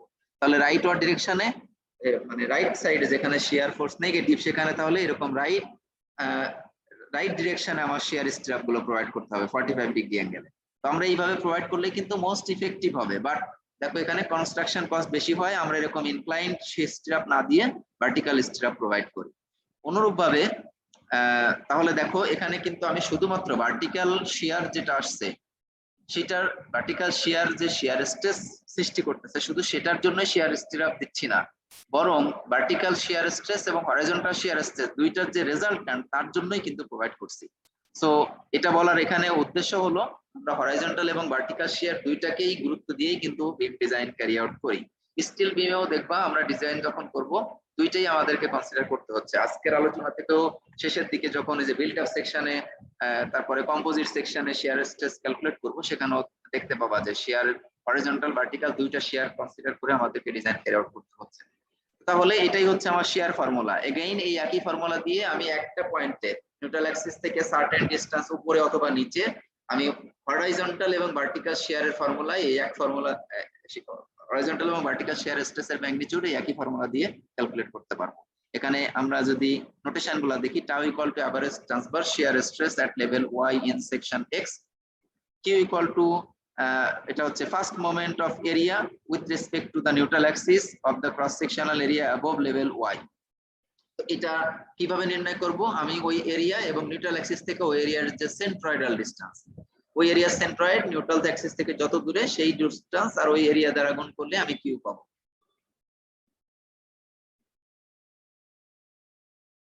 আর I equal to moment of inertia of the entire cross section taken with respect to the neutral axis। এখানে Q এর আরেকটা কথা বলার, তোমরা যদি মানে যে পয়েন্টে আসলে শিয়ার স্ট্রেস নির্ণয় করতে চাই নিউট্রাল অ্যাক্সিস থেকে উপরে অথবা নিচে, ধরো এখানে নিউট্রাল অ্যাক্সিস থেকে y ডিসটেন্স উপরের কথাই যদি বলি, তাহলে ফার্স্ট মোমেন্ট অফ এরিয়া ওই পয়েন্টের উপরের ক্রস সেকশন অথবা নিচের যে ক্রস সেকশন আছে যে কোনো উপরেরটা অথবা নিচেরটা পুরোটা একটা নিলেই হবে। এখানে শুধু বলেছে ওই সাইডে যে এরিয়াটুকু আছে সেটা, মানে সাধারণত যে সাইডে অল্প এরিয়া আছে সেই সাইডটাই নাই, ঠিক আছে। তার মানে আমি আসলে এখানে যেটা বলতে চাচ্ছি যে আমি যদি এই ফিগারটাই কনসিডার করি এবং এই এবি যে লেভেল, এবি লেভেলের উপরের পার্টের এরিয়াটুকু যদি নিই তাও সেটার কিউ যেমন পাবো, আর এটার নিচের এরিয়া নিয়ে যদি তার কিউ বের করি তাও ওই একই কিউই পাবো, সেম কিউই পাবো, ঠিক আছে। এটার এরিয়া বেশি হয়ে হয়তো লেন্থ কম হবে আর কি। আবার যদি উপরেরটার লেন্থ এরিয়া কম হয় তাহলে হয়তো লেন্থ বেশি হবে, আলটিমেটলি কিউ ইকুয়াল টু সেমই হবে, উপরেরটা নাও আর নিচেরটা নাও। তবে আমরা সাধারণত যদি উপরের দিকে নেই তাহলে উপরের এরিয়া নেই, যদি নিচের নিউট্রাল অ্যাক্সিস থেকে নিচের নেই তাহলে তার নিচের যে এরিয়া সেটা নেই। The sign convention implied in figure equation 667 is the shear stress tau acts in the same direction as the resultant force B। তার মানে শিয়ার ফোর্স যদি বি হয় নিউট্রাল অ্যাক্সিসের উপরে হলে শিয়ার স্ট্রেস পজিটিভ ধরবো, আর যদি শিয়ার স্ট্রেস পজিটিভ হয় neutral অ্যাক্সিসের নিচে হলে টাও নেগেটিভ হবে। এখন উল্টা হবে, আবার যদি শিয়ার স্ট্রেস নেগেটিভ হয় তাহলে নিউট্রাল অ্যাক্সিসের উপরে হলে শিয়ার স্ট্রেস নেগেটিভ হবে, আর যদি শিয়ার স্ট্রেস নেগেটিভ হয় নিউট্রাল অ্যাক্সিসের নিচে হলে নেগেটিভ নেগেটিভ পজিটিভ হবে। তো এটা আসলে সাধারণত আমরা পজিটিভ শিয়ার স্ট্রেস বলি যদি শিয়ার ফোর্স পজিটিভ হয় এবং নিউট্রাল অ্যাক্সিসের উপরে হয়, ঠিক আছে। আলটিমেটলি আসলে নিউট্রাল অ্যাক্সিসের নিচে হলেও দেখবা কিউ এর ভ্যালু কখনোই নেগেটিভ হবে না। আমি আসলে ভুল বলেছি, দুই ধরনের হবে, কিউ এর ভ্যালু কখনোই নেগেটিভ হবে না। সো ভি যদি পজিটিভ হয় শিয়ার স্ট্রেস পজিটিভ হবে এক কথায়। তার মানে যে এরিয়াতে শিয়ার ফোর্স পজিটিভ আছে যে লেন্থে, সেই লেন্থে শিয়ার স্ট্রেসের ভ্যালু পজিটিভ, যে লেন্থে শিয়ার ফোর্স নেগেটিভ সেই লেন্থে শিয়ার স্ট্রেস নেগেটিভ হবে। আগের কথাটা আসলে ভুল বলেছি। এনিওয়ে আমরা এটা দিয়ে একটা एग्जांपल দেখব এখন শিয়ার ফর্মুলা দিয়ে, শিয়ার স্ট্রেস ফর্মুলা দিয়ে। The rectangular beam of width B and height A is as shown in figure 1 is subjected to a transverse shear force B. Determine the average shear stress as a function of y. Y হচ্ছে এই যে দেখো এটার cross section y ডিরেকশনটা দেখানো আছে, তার মানে cross section neutral Axis থেকে যে হাইট সেটা হচ্ছে y, তার ফাংশন আকারে এভারেজ শিয়ার স্ট্রেস নির্ণয় করে দেখাতে হবে। Second, sketch the stress distribution and C determine the maximum shear stress on the cross section. তো এটা অনেক সময় প্রুফ আকারেও তোমাদের পরীক্ষায় আসে, বিগত সালের প্রশ্ন দেখলে দেখবা। তো আমরা এটা কিভাবে সলিউশনে আগাবো আগেই প্ল্যান করে নিচ্ছি। This is a straightforward application of the shear stress formula in equation 667. Since Bi and B are constant, tau max will occur at the neutral axis where Q has a maximum value. তো আমরা যে শিয়ার area যদি নির্ণয় করি, এই যে first moment of area নিই, তাহলে এখানে দেখো এরিয়া ম্যাক্সিমাম আর হচ্ছে ওয়াই, এই দুইটার কম্বিনেশন নিয়ে আসলে ম্যাক্সিমাম কিউ হবে নিউট্রাল অ্যাক্সিসে। তো একটা ক্রস সেকশনের জন্য মোমেন্ট অফ ইনারশিয়া কনস্ট্যান্ট, ওই লেভেলে তার উইডথ তো যদি আমি কনস্ট্যান্ট ধরি আর শেয়ার ফোর্স ওই পয়েন্টে যদি থাকে, তাহলে through out the cross section কোন জায়গাতে শেয়ার স্ট্রেস ম্যাক্সিমাম হবে, তাহলে নির্ভর করবে কিউ যেখানে ম্যাক্সিমাম তার উপরে। তো কিউ এর ভ্যালু ম্যাক্সিমাম হয় নিউট্রাল অ্যাক্সিসেই, নিউট্রাল অ্যাক্সিসের উপরেই হচ্ছে কিউ এর ভ্যালু ম্যাক্সিমাম হয়। তাহলে আমরা এখানে আসলে বলতে পারবো সহজেই যে নিউট্রাল অ্যাক্সিসেই হবে আমার টাউ এর ভ্যালু ম্যাক্সিমাম। ঠিক আছে, এখন আমরা সলিউশন এ তে আসি। Average shear stress as a function of Y নির্ণয় করতে চাই। তো শিয়ার স্ট্রেস এর বেসিক ফর্মুলা হচ্ছে tau equal to B Q over IT. আমি এখন constant shear stress V already জানি, কিউ নির্ণয় করব, আর হচ্ছে আই, আর হচ্ছে টি। টি ও আমি জানি, এখানে আমার টি হচ্ছে বি, আর আই আমার মোমেন্ট অফ ইনারশিয়া রেক্টেঙ্গুলার সেকশনের জন্য বি এইচ কিউ বাই 36 নাকি 12 ভুলে গেছি, 12 আসলে নিউট্রাল অ্যাক্সিসের মানে সেন্ট্রয়েডাল অ্যাক্সিসের রেসপেক্টে b H Q by 12, I ও আমি জানি। তাহলে কিউ এবং কিউটাই আমার আসলে বেসিক্যালি নির্ণয় করতে হবে। তো এখানে since q equal to a prime a times y, এক কথায় t equal to b and I equal to b H Q by 12, tau equal to এই যে v a y over I b. তো ভি হচ্ছে এই v, area দেখো b times হচ্ছে, আমি যে এখানে একটা স্মল এরিয়া নিলাম, আমরা এটার বর্ণনাটা পড়ে যাই। as indicated in figure 2, the neutral axis of the rectangular cross section at its mid depth and the area to be used in calculating q is the area above level y. তো আমি neutral Axis থেকে y distance দূরত্বে একটা plane consider করলাম, তাহলে তার উপরের এরিয়ার যে কিউ সেটা হবে ওই উপরের এরিয়ার নিউট্রাল অ্যাক্সিস থেকে সেন্ট্রয়েডাল ডিসটেন্স y বার প্রাইম এবং এইটার এরিয়া a প্রাইম এর গুণফলের সমান। তো a প্রাইমটা আসলে তাহলে কত? টোটাল হাইট হচ্ছে এইচ, এই বিমের টোটাল হাইট এইচ, তাহলে উপরে নিউট্রাল অ্যাক্সিসের রেক্টেঙ্গুলার বিমের সেন্ট্রয়েড হচ্ছে, আমরা জানি যে এটার হাইটের মিডলে নিউট্রাল অ্যাক্সিসের ডেপথ আর কি, নিউট্রাল অ্যাক্সিস হচ্ছে হাইটের ঠিক মিডলে, এই যে দেখো C equal to H by 2। তাহলে এই এইচ বাই 2 থেকে যদি নিচের এই এইচ বাদ দেই, তাহলে এই বিমের উপরের অংশের হাইট পাই, তাহলে এইচ বাই 2 মাইনাস ওয়াই হচ্ছে ওইটার হাইট, আর তার সাথে যদি এটার উইডথ গুণ করি, তাহলে এই যে এই রেক্টেঙ্গুলার এরিয়া পেয়ে যাচ্ছে আমি, আর তার সাথে এটা সেন্ট্রয়েডাল ডিসটেন্স এখন গুণ করতে হবে এ ওয়াই বার। তো সেটা হবে দেখো ওয়াই প্লাস হচ্ছে এইচ বাই 2 মাইনাস ওয়াই তার হাফ, তাহলে H by 2 minus Y divided by 2 plus Y, এটাই হচ্ছে তার সেন্ট্রয়েড। তুমি যদি এটা সিম্পলিফাই করো তাহলে এইটা চলে আসে, তাহলে এই যে ভি এইটুকু হলো এ আর এইটুকু হলো ওয়াই বার প্রাইম আর নিচে আই তো B H Q by 12, P হচ্ছে এখানে বি লিখলে। তো আলটিমেটলি এটাকে যদি সিম্পলিফাই করো, সিম্পলিফাই করার পরে টাউ ইকুয়াল টু যে 3/2 V over A C square minus Y square over C square আসে। এখানে দেখো সি হচ্ছে এইচ বাই 2, তুমি এখানে এইচ ও লিখে দিতে পারো, এইচ বাই 2 লিখে দিতে পারো, এইচ বাই 2 এটা তো একটা কনস্ট্যান্ট, তাহলে ই ও constant, cross sectional area of beam সেটাও কনস্ট্যান্ট, শুধুমাত্র ফাংশন হচ্ছে ওয়াই। তাহলে আমার দেখো এ যেটা এই যে পেয়ে গেছি আমি, determine the average shear stress as a function of Y, আমি কিন্তু পেয়ে গেলাম এভারেজ শিয়ার স্ট্রেস। এখন এইটাই আমি যদি প্লট করতে চাই, তুমি along the height of the beam, আমি যদি এটা প্লট করি, তুমি এক্সেল ফাইলে একপাশে টাও লিখো আর একপাশে যে ওয়াই লিখো, নিউট্রাল অ্যাক্সিস থেকে উপরের দিকে একবার নাও, নিউট্রাল অ্যাক্সিস থেকে নিচের দিকে একবার নাও, তাহলে নিয়ে দেখো এই ভ্যালুগুলো যদি পুট করে তুমি ক্যালকুলেশন করো, তাহলে শেয়ার স্ট্রেসের ডিস্ট্রিবিউশনটা যেটা পাবা সেটাই যে ফিগার 3 তে দেখানো, share stress distribution on a rectangular cross section, দেখো এখানে দেখানো আছে।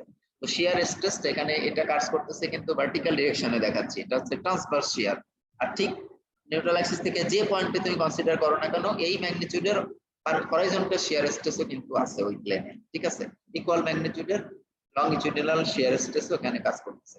তো দেখো বাট এই শেয়ার স্ট্রেস যেটা এটা দেখানো হচ্ছে, এটা হচ্ছে ট্রান্সভার্স শেয়ার স্ট্রেস, এবং এটার intensity magnitude along the height of the beam আমরা যদি দেখাই, তাহলে এখানে দেখো যে টাউ ম্যাক্স দেখানো আছে নিউট্রাল অ্যাক্সিসের এখানে, ঠিক আছে। তাহলে আমরা বেসিক্যালি এই ইকুয়েশনটাও যদি অবজার্ভ করি, তাহলে দেখো এটা একটা প্যারাবোলার মতো ইকুয়েশন, y = ax স্কয়ার, এখানে x মানে হচ্ছে y ভ্যারিয়েবল, তো এটা হচ্ছে একটা প্যারাবোলার ইকুয়েশন আমরা যদি বলি।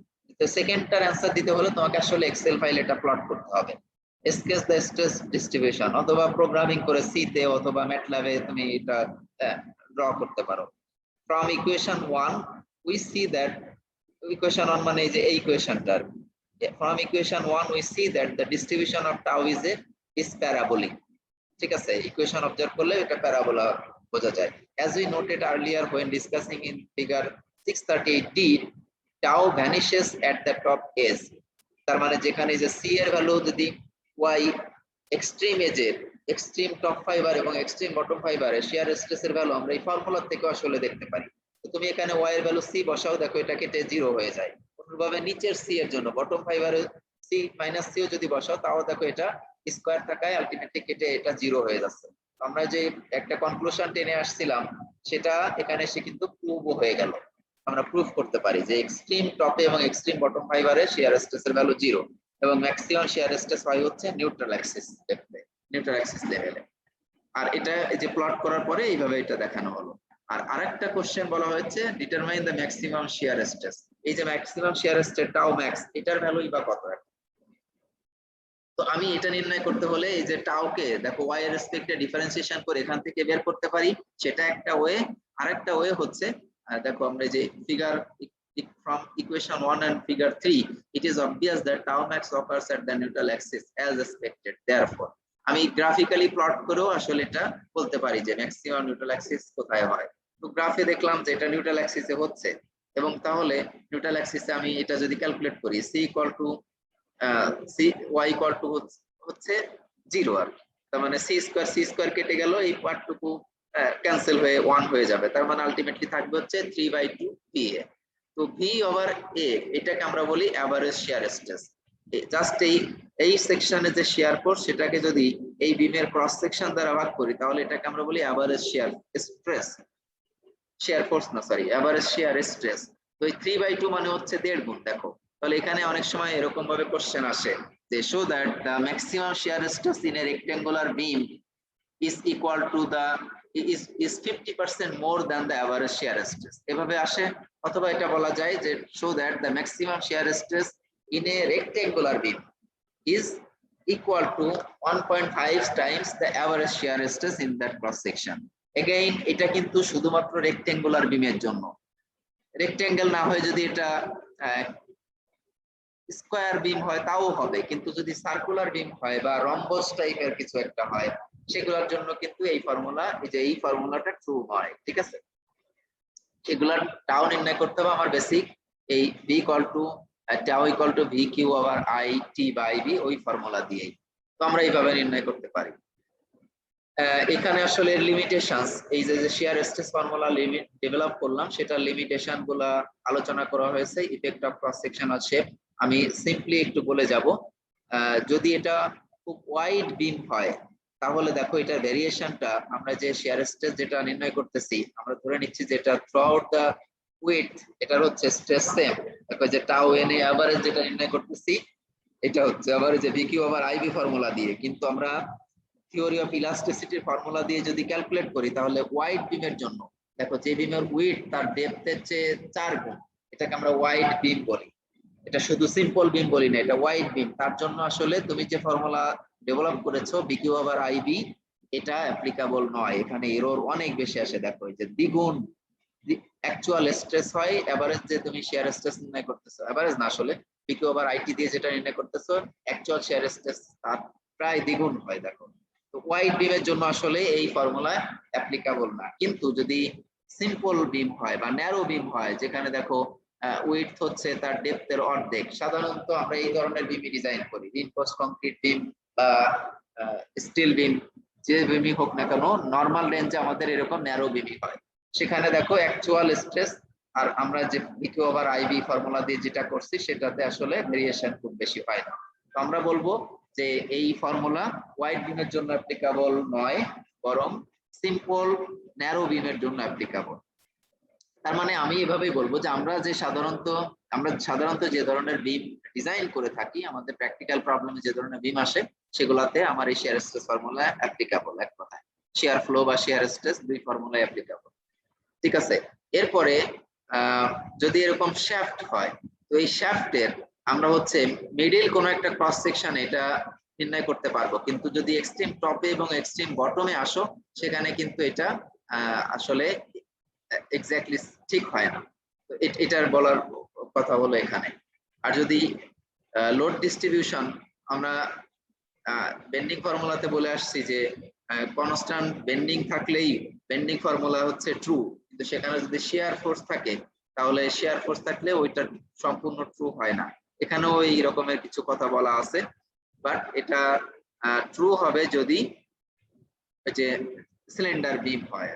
তো ডিস্ট্রিবিউশন অফ লোড, এই শিয়ার ফোর্স আমরা ধরেছিলাম যে সেখানে আসলে 0 ছিল, বাট এখানে যদি শিয়ার ফোর্স থাকে কিছুটা এরর আসবে, বাট আলটিমেটলি এটাতে খুব বেশি এরর দিবে না। রিমেম্বার এখানে আসলে আমাদের ফর্মুলা, শিয়ার স্ট্রেসের ফর্মুলা যেটা ডেভেলপ করেছি এটা কিন্তু ফ্লেক্সারাল স্ট্রেসের বেস থেকে। তো ফ্লেক্সারাল স্ট্রেসে আমরা কিন্তু শিয়ারের ইফেক্টটাকে নেগলেক্ট করেছিলাম। তার মানে শিয়ার স্ট্রেস ডেভেলপমেন্টের ইকুয়েশন ডেভেলপমেন্টের মধ্যেই তোমার ওই যে অ্যাজাম্পশন কিন্তু আসলে কিছুটা ওইভাবে ধরা, ঠিক আছে। তো এই কারণেই এই কথাগুলো আসছে যে বেন্ডিং স্ট্রেসের যে অ্যাজাম্পশন গুলো ধরেছিলাম তার লিমিটেশনস আর এর লিমিটেশনস মিলিয়ে আসলে বলা হচ্ছে। ইফেক্ট অফ লেন্থ অফ বিম, এই যে ন্যারো বিম যদি হয়, এখানে একটু বলা আছে অবশ্য দেখো, the elementary cross section expression for flexural stress and transverse shear stress are accurate to within about 3% for beams whose length to depth ratio L by H is greater than 4. এটা আসলে যে ডিপ বিম effect, তোমরা deep বিম শিখবে reinforced concrete design, সেখানে আমরা deep বিম বলি সাধারণত, আমি এক্স্যাক্টলি ভুলে গেছি এই যে লেন্থ ওভার হাইট রেশিও, এটা সম্ভবত 4ই। আমার মনে হচ্ছে যে ওই ডিপ বিমের ডেফিনিশনে এই লেন্থ ওভার হাইট রেশিও যদি 5-এর চেয়ে কম হয়, আমার 5 মনে পড়ছে, বাট আমার সন্দেহ হচ্ছে যে এটা আসলে 4ই হয়। এখানেও যেহেতু 4 বলা আছে আমার মনে হয় এটা 4ই। লেন্থ বাই হাইট রেশিও যদি 4-এর চেয়ে কম হয় সেটাকে আমরা ডিপ বিম বলি। তো এই ডিপ বিমের জন্য তোমার এই যে শিয়ার স্ট্রেসের ফর্মুলা অ্যাপ্লিকেবল নয়, ঠিক আছে। কিন্তু ওইটার জন্য আসলে আমাদের ওই যে স্পেশাল কিছু তত্ত্ব আছে সেইগুলো ইউজ করে ডিজাইন করতে হয়, যেমন স্টার টাই মডেল আমরা ইউজ করি, নরমাল শিয়ার স্ট্রেসের যে ফর্মুলা এগুলা ইউজ করে কিন্তু আমরা ডিজাইন করি না। রিইনফোর্সড কংক্রিট বিম হোক দেখবা সেখানে স্ট্রাটান টাই মডেল ইউজ করে ডিপ বিম ডিজাইন করা হয়। তো এখানে এটা একটু ডিসক্রিশনারি, এই জন্য আসলে বলে যাওয়া ভালো মনে করলাম। তাহলে ডিপ বিমের জন্য এটা অ্যাপ্লিকেবল না, বরং এই লেন্থ বাই হাইট রেশিও যদি 4-এর চেয়ে বেশি হয় সেগুলোকে আমরা ডিপ বিম না বলে নরমাল বিম বলি, সেই বিমের জন্য আমার এই shear stress shear flow formula applicable. Shear stress in thin wall beams, thin wall beam যদি হয় সেইটার ক্ষেত্রে আমার শিয়ার স্ট্রেস ফর্মুলা ইউজ করা যাবে কিনা। এটা আসলে আমরা যে স্টিল বিম গুলা ইউজ করি, দেখবে স্টিল বিম সাধারণত রেক্ট্যাঙ্গুলার খুব কম হয়, বরং হয় হচ্ছে এরকম আই শেপ। নিচে যে কিছু শেপ দেখানো আছে দেখো, ডব্লিউ শেপ আমরা বলি, এটা আসলে আই শেপ, কিন্তু এটার ফ্লেন্সটা একটু ওয়াইড হয়, এটাকে আমরা ওয়াইড ফ্লান্স সেকশন বলি, যাটাকে আমরা সংক্ষেপে ডব্লিউ শেপ বলি। তো স্টিল ডিজাইনে এই ডব্লিউ শেপের বিম বেশি ব্যবহার করা হয়, এমনকি কলামেও আমরা ডব্লিউ শেপটাই বেশি ব্যবহার করি। যদিও বা কলামে এই এরকম বক্স সেকশন বা সার্কুলার সেকশন ইউজ করা ইকোনমিক বা ইফেক্টিভ হয়, কিন্তু আলটিমেটলি যে কানেকশন যখন দেই বিমকে কলামের সাথে কানেকশন দিতে গেলে বোল্টের মাধ্যমে যদি করি তাহলে দেখো এটা ভিতর থেকে কানেক্ট করার মতো মানে কোনো মেকানিজম নাই, যে কারণে এটা আসলে বোল্টিং এর জন্য এই বক্স শেপের কলাম এবং সার্কুলার শেপের কলাম আসলে ইকোনমিক না, ইফেক্টিভ না, যে জন্য এই ডব্লিউ শেপই বিম এবং কলাম হিসেবে ব্যবহৃত হয়। এমনকি স্টিল পাইল হিসাবেও এই ডব্লিউ শেপের ব্যবহার আছে, যেটাকে আমরা আসলে হেভি সেকশন হয় এইচপি সেকশন বলি। তো সেটাও এই দেখতে ডব্লিউ শেপ মানে আই সেকশনের মতো। এগেইন এটার ফ্লান্স, এই যে উপরেরটা হলো টপ ফ্লান্স, নিচেরটা বটম ফ্লান্স, মাঝখানেরটা ওয়েব। আমি গত ক্লাসে দেখিয়েছি যে এটা আসলে মোস্ট ইকোনমিক হয়। আমরা দেখেছিলাম যে ফ্লেক্সারাল স্ট্রেস ম্যাক্সিমাম হয় টপে এবং বটমে, অথচ আমরা আজকে দেখলাম যে এই টপে এবং বটমে শিয়ার স্ট্রেসের ম্যাগনিটিউড খুবই কম, বরং শিয়ার স্ট্রেস ম্যাক্সিমাম হচ্ছে এই মিডল অংশে।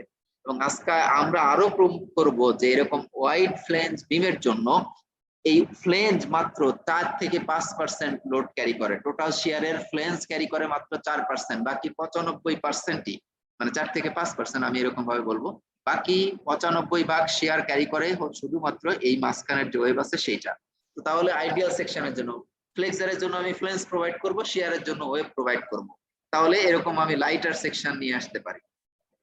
তো আমরা স্টিল ডিজাইনে এরকম ওয়াইড ফ্লেঞ্জ বিম ওয়াইড ফ্লেঞ্জ বিম, যেটাকে আমরা ডব্লিউ শেপ বলছি সংক্ষেপে, এটা বেশি ব্যবহার করি। এছাড়া দেখো দেখতে অনেকটা কাছাকাছি, বাট যে উপরের শেপ গুলা অনেকটা কার্ভ করা থাকে, যেটাকে আমরা স্ট্যান্ডার্ড এস শেপ বলি। তারপরে বক্স বিম, যেটাকে হলো সেকশন বলে, এটাকে সার্কুলার শ্যাফট বা পাইপ বলি আমরা। এরপরে দেখো এটা হচ্ছে চ্যানেল সেকশন বলে, এটাকে বলি শুধু টি সেকশন। এটাকে বলি হচ্ছে ইকুয়াল লেগ অ্যাঙ্গেল, দুইটা লেগ কি ইকুয়াল। এটাকে বলি আনইকুয়াল লেগ অ্যাঙ্গেল, একটা লেগে চার একটা ছোট বেশি। আর এটাকে বলি হচ্ছে জেড সেকশন। তোমরা স্টিল ডিজাইনে দেখবা, তোমরা 3-2 তে গিয়ে 3-2 তে বা 3-1 এ, সরি 3-2 তে না 3-1 এ গিয়ে এই স্টিল ট্রাস এবং প্লেট গার্ডার ডিজাইন শিখবে। সেখানে দেখবা যে পার্লিন হিসাবে আমরা এই যে চ্যানেল সেকশন অথবা জেড সেকশন ইউজ করি একটা ইন্ডাস্ট্রিয়াল শেডে।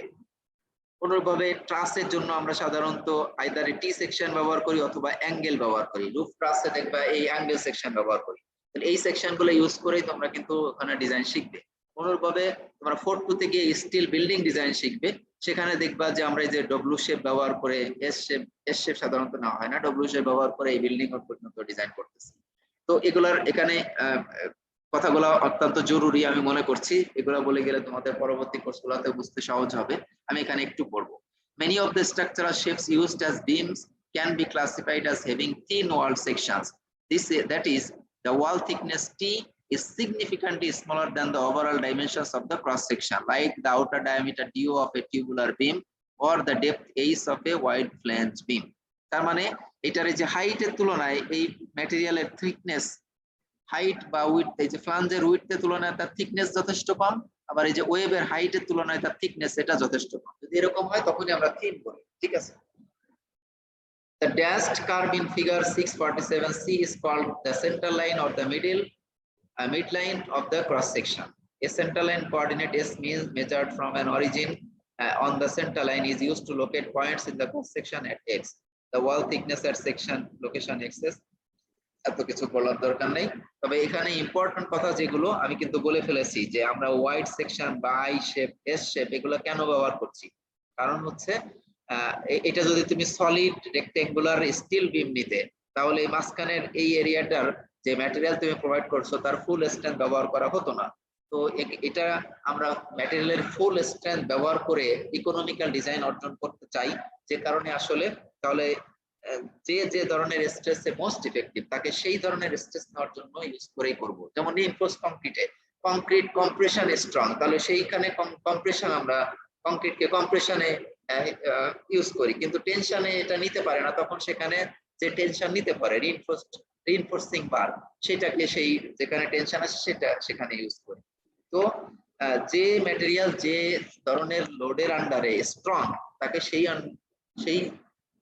সেইভাবেই ইউজ করব, তাহলে আমার ইকোনমিক সেকশন হবে। তো আমার এখানে ওয়েবের উইডথ যা দরকার শিয়ার ফোর্স নেওয়ার জন্য, ফ্লেক্সুরাল স্ট্রেস সে নিবে না বেসিক্যালি, তাহলে শিয়ার ফোর্স ক্যারি করার জন্য ওয়েবের যে সেকশন দরকার, সাইজ দরকার, সেটা আমি প্রোভাইড করব। আর দেখবো আমরা যে ফ্লেক্সুরাল স্ট্রেস বেসিক্যালি প্রোভাইড করা হচ্ছে এই টপ ফ্ল্যাঞ্জ এবং বটম ফ্ল্যাঞ্জ মিলে, তাহলে সেই ফ্লেক্সুরাল স্ট্রেংথ প্রোভাইড করার জন্য আমি টপ ফ্ল্যাঞ্জ এবং বটম সেকশনকে সাইজ করব। তো এখানে এই কথাগুলো important. Some examples of thin beams are ones with cross sections that are symmetric about two axes, like W shapes, S shapes, box beams, and circular pipes. এগুলো হচ্ছে both axes symmetric। দেখো উপরের এই দুইটা, উপরের এই চারটা, আর নিচে যে চ্যানেল সেকশন, এই যে নিচের channel section, T section and equal leg angles which have only one axis of symmetry. এই তিনটা হচ্ছে Axis of one Axis of symmetry. এটা যে হরিজন্টাল অ্যাক্সিস, এটা ভার্টিক্যাল অ্যাক্সিস, আর এটা যে ইনক্লাইন্ড একটা অ্যাক্সিসে কিন্তু সিমেট্রিক। আর এই যে পরের দুইটা দেখো কোনো অ্যাক্সিসে সিমেট্রিক নয়। and unequal leg angle sections and just sections which have no axis of symmetry in the cross section. তো এগুলা হচ্ছে সব থিন ওয়াল সেকশন, ঠিক আছে।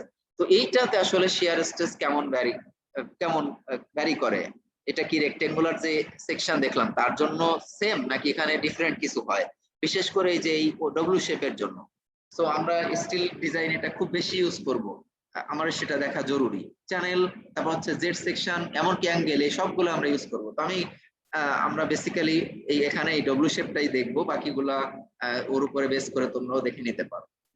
এখন দেখো, the principal feature that distinguishes the theory of thin wall beams is the fact that the shear flow Q can be computed at location X and S, and because section is thin, it can be assumed that দেখো thin section হয় দুইটা assumption এখানে করে নেওয়া হচ্ছে কি কি the shear flow Q is locally tangent to the center line of the section আরেকটা হচ্ছে the average shear stress is given by tau equal to Q over T তার মানে shear flow কে আমি যদি এটা thickness দ্বারা ভাগ করি তাহলে আমি এটার shear stress পেয়ে যাব সহজ কথায় থিন হওয়ায় দেখো টিটা আসলে আমরা কোথাও কোথাও আসলে এভাবেও দেখবো যে থিকনেস ডিরেকশনেও শিয়ার স্ট্রেসের ম্যাগনিটিউড কিন্তু কম বেশি হয় ঠিক আছে তো এখানে থিন থিকনেসটা খুব কম হয় এখানে যে ভেরিয়েশনটা হবে সেটা আমরা নেগলেক্ট করে এভারেজ শিয়ার স্ট্রেস জাস্ট শিয়ার ফ্লোকে তার থিকনেস দ্বারা ভাগ করলেই পেতে পারি আরো একটা assumption আছে দেখো this average shear stress accurately reflects the shear stress distribution through the thickness at location S in the cross section তো আমি যেটা ক্যালকুলেট করব এভারেজটা এটা মানে ফেয়ারলি অ্যাকসেপ্টেবল এবং খুব অ্যাকুরেসি এখানে অনেক হাই বলবো ঠিক আছে আমরা এখানে আসলে দেখো এই যে shear stress in wave flange beam তার মানে যে হোয়াইট ফ্ল্যাঞ্জ বিম বা ডব্লিউ শেপ যেটা বলছি সেটাতে কি ঘটছে আমরা সেটা এখন দেখতে চাই Let us begin our analysis of stresses in thin-walled beams by considering the important case of doubly symmetric open beams that consist of wave lying in the longitudinal plane of symmetry and two equal flanges as illustrated in figure 650. এখানে এই যে দেখো একটা top flange wave আর bottom flange মিলিয়ে যে একটা W shape হচ্ছে তার ক্রস সেকশন দেখানো আছে আর এখানে একটা ক্যান্টিলিভার বিমের উপরে লোডের আন্ডারে আছে এবং এটার এই লেন্থে লেফট সাপোর্ট থেকে এক্স ডিসটেন্স দূরত্বে ডেল্টা এক্স লেন্থের একটা এলিমেন্ট এখানে কনসিডার করছি এগুলাতে আসলে আলটিমেটলি কি হচ্ছে আমরা সেটা দেখতে চাই তো আমি এত রেড লাইন বাই লাইন পড়ে যাচ্ছি না বরং এখানে মেকানিজম যা সেটাই দেখাই দেখো এই এক্স ডিসটেন্সের যে এক্স ডিসটেন্স পরে ডেল্টা এক্স লেন্থের যে স্মল এলিমেন্ট নিলাম তার বাম পাশে তার ফ্লেক্সারাল স্ট্রেন ডান পাশে তার ফ্লেক্সারাল স্ট্রেন দেখানো এবং ডেফিনিটলি আমরা বুঝতে পারতেছি এখানে দেখো যেহেতু আপওয়ার্ড কনসেন্ট্রেটেড ফোর্স আছে নিশ্চয়ই এইখানে পজিটিভ বেন্ডিং আসবে এবং শিয়ার ফোর্স তো পজিটিভ হবে সেই সেন্সে এখানে দেখো স্ট্রেস গুলো দেখানো তার মানে পজিটিভ বেন্ডিং হলে লেফট ডিরেকশনে দেখো এবার আবার লেফট সাইডে বেন্ডিং মোমেন্ট কম রাইট সাইডে বেন্ডিং মোমেন্ট বেশি তাহলে এখানে সেই সেন্সেই দেখো রাইট ডিরেকশনে বেন্ডিং স্ট্রেস ম্যাগনিটিউড বেশি দেখানো আছে লেফট সাইডে ম্যাগনিটিউড কম দেখানো আছে তো এখানে দেখো শিয়ারের যে ফ্লোটা খেয়াল করে দেখো শিয়ার স্ট্রেসের যে ফ্লো সেটা পজিটিভ ডিরেকশনে যেহেতু শিয়ার ফোর্স পজিটিভ তাহলে রাইট সাইডে এই লেন্থ রাইট সাইডে কোন ডিরেকশনে কাজ করতেছে সেটা এখানে দেখানো আছে দেখো আমরা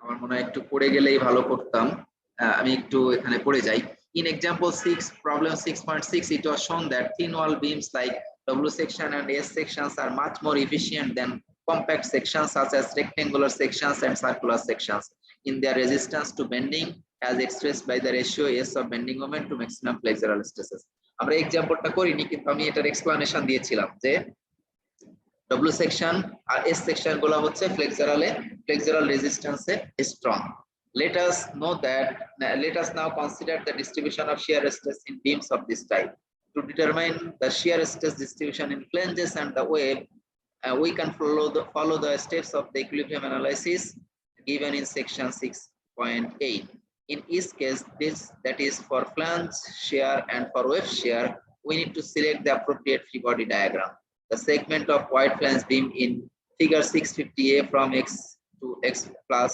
delta x is enlarged in figure 651a এখানে যে বড় করে দেখানো আছে সেটা বলছে and the flexural stresses are shown on the cross section at x and x plus delta x flexural stress দেখানো আছে now shear flow in flange আমরা আসলে shear flow flange নির্ণয় করব আলাদা করে shear flow in wave এও করব যে নিচে এখানে shear flow in wave দুইটা আলাদা করে নির্ণয় করব তো প্রথমে shear flow in flange এটা নির্ণয় করি let us first determine the shear flow qf and associated shear stress tau f in a flange figure 651b shows that location of the cutting plane is a figure reference দেওয়া হচ্ছে location of the cutting plane that isolates the free body to use in determining qf এখানে আসলে এটা free বডিটা দেখানো আছে cutting plane আমি যে প্লেটটা কাট করতেছি, যে দেখো কিউএফ দিয়ে এখানে আর একটু ব্লু কালার দিয়ে দেখানো, এই যে এই প্লেনটা, ঠিক আছে,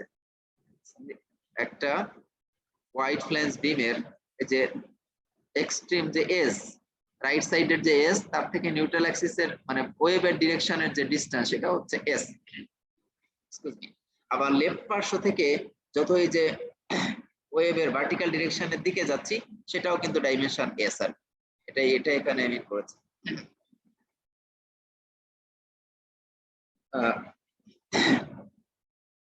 তাহলে কিউএফ যেটা শিয়ার ফ্লো, সেটা আমরা নির্ণয় করতে চাই। এই ফ্লাঞ্জের মধ্যে শিয়ার ফ্লো এর ম্যাগনিটিউড এবং ডিরেকশন কোনটা হবে আমরা এখন হয়তো বুঝছি না, যেটা কি এরকম লেফট ওয়ার্ড কাজ করবে না রাইট ওয়ার্ড কাজ করবে। দেখো উপরের ফ্লাঞ্জে ইনওয়ার্ড দেখানো আছে, কিন্তু বটম ফ্লাঞ্জে যেখানে টেনশন আসছে, ফ্লেক্সারাল স্ট্রেস টেনশন আছে, সেখানে কিন্তু আউটওয়ার্ড দেখানো আছে। তো আমরা এটা আসলে বুঝতে পারবো এখন। Figure 651C shows the appropriate free body diagram. এই যে এই প্লেনটার ঠিক এই প্লেন বরাবর কেটে রাইট পার্ট টুকুকে আমি কনসিডার করতেছি, এই বরাবর কেটে এই যে ডান পাশের যে এ পার্ট দেখো, সেটা কনসিডার করতেছি। তো এখানে ফ্লেক্সারাল স্ট্রেস দেখানো আছে, এবং তাহলে হরাইজন্টাল মানে ভার্টিক্যাল যে প্লেন দেখো, সেই প্লেনে একটা শিয়ার স্ট্রেস কিন্তু কাজ করবে। এটার নিচে কিন্তু কোনো শিয়ার স্ট্রেস নাই। রিমেম্বার, আমি এই যে সারফেসটা নিচ্ছি, সেটা কিন্তু ভার্টিক্যাল একটা সারফেস, কাট করতেছি ভার্টিক্যাল সারফেস বরাবর। তাহলে এখানে শিয়ার স্ট্রেস এই ভার্টিক্যাল সারফেসের উপরেই কাজ করবে। হরাইজন্টাল শিয়ার, হরাইজন্টাল বা লংগিটিউডিনাল শিয়ার স্ট্রেস কিন্তু কাজ করবে ভার্টিক্যাল সারফেসের উপরে, সেইটাই এখানে দেখানো আছে। এবং এটা হবে তাহলে ডান পাশের ফোর্স আর বাম পাশের যে ফ্লেক্সারাল স্ট্রেসের ফোর্স আছে, তাদের অ্যালজেব্রিক মানে তাদের ইকুইলিব্রিয়াম করতে হলে যে ফোর্স লাগবে, যে পরিমাণ লাগবে, সেটার সমান। Note carefully how the shear force delta F on the cutting plane is required to balance the flexural stresses acting on the flange outward of cutting plane. Outboard of cutting plane, outboard of cutting plane. ঠিক আছে, shear force delta F acting on cutting plane is required to balance the flexural stresses acting on the flange outboard of the cutting plane. Outboard এটার ডান পাশে মানে আদার সাইডে যেটা আছে আর কি, সেটার কথা বলা হচ্ছে। Note also that the direction of QF in figure 651B is dictated by the direction of delta F on the free body diagram in figure 651C. Anyway, তাহলে এখন আমরা এই 3D ডায়াগ্রাম থেকে আসলে কি আন্ডারস্ট্যান্ড করতে পারি। দেখো, having used 3D sketches to clearly identify the free body that serves as basis for this shear flow analysis, we can now resort to a profile view and a cross-sectional view, as we use equation 6.65 to calculate the flange shear flow QF. Figure 6, from equation 665, the flange shear flow is given by Q equal to BQ over I.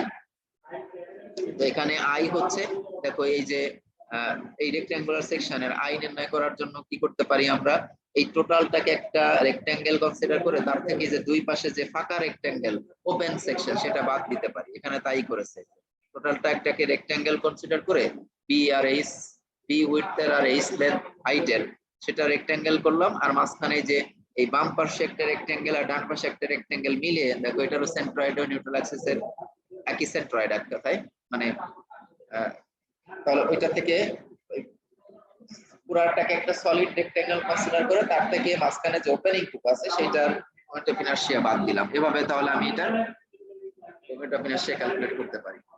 এখানে যে figure, এই ফিগারে দেখো এখানে যেটা দেখানো আছে, সেখানে এটার লেন্থ এই ডিরেকশনে এটার ফ্রন্ট ভিউটা এখন নিচ্ছি, ঠিক আছে। এই ডেল্টা এফটা এই ডেল্টা এক্স লেন্থ বরাবর যেটা কাজ করতেছে, সেটা নিচ্ছি, যে delta x length, profile view বলছি আমরা এটা।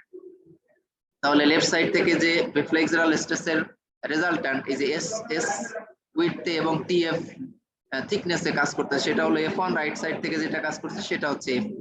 তাহলে এখানে F2 যেহেতু পজিটিভ বেন্ডিং মোমেন্ট বলতেছি, ডান পাশে বেশি, তাহলে নিশ্চয়ই এই যে শিয়ার স্ট্রেস যেটা কাজ করতে হবে, সেটা কাজ করতে হবে রাইট ওয়ার্ড ডিরেকশনে।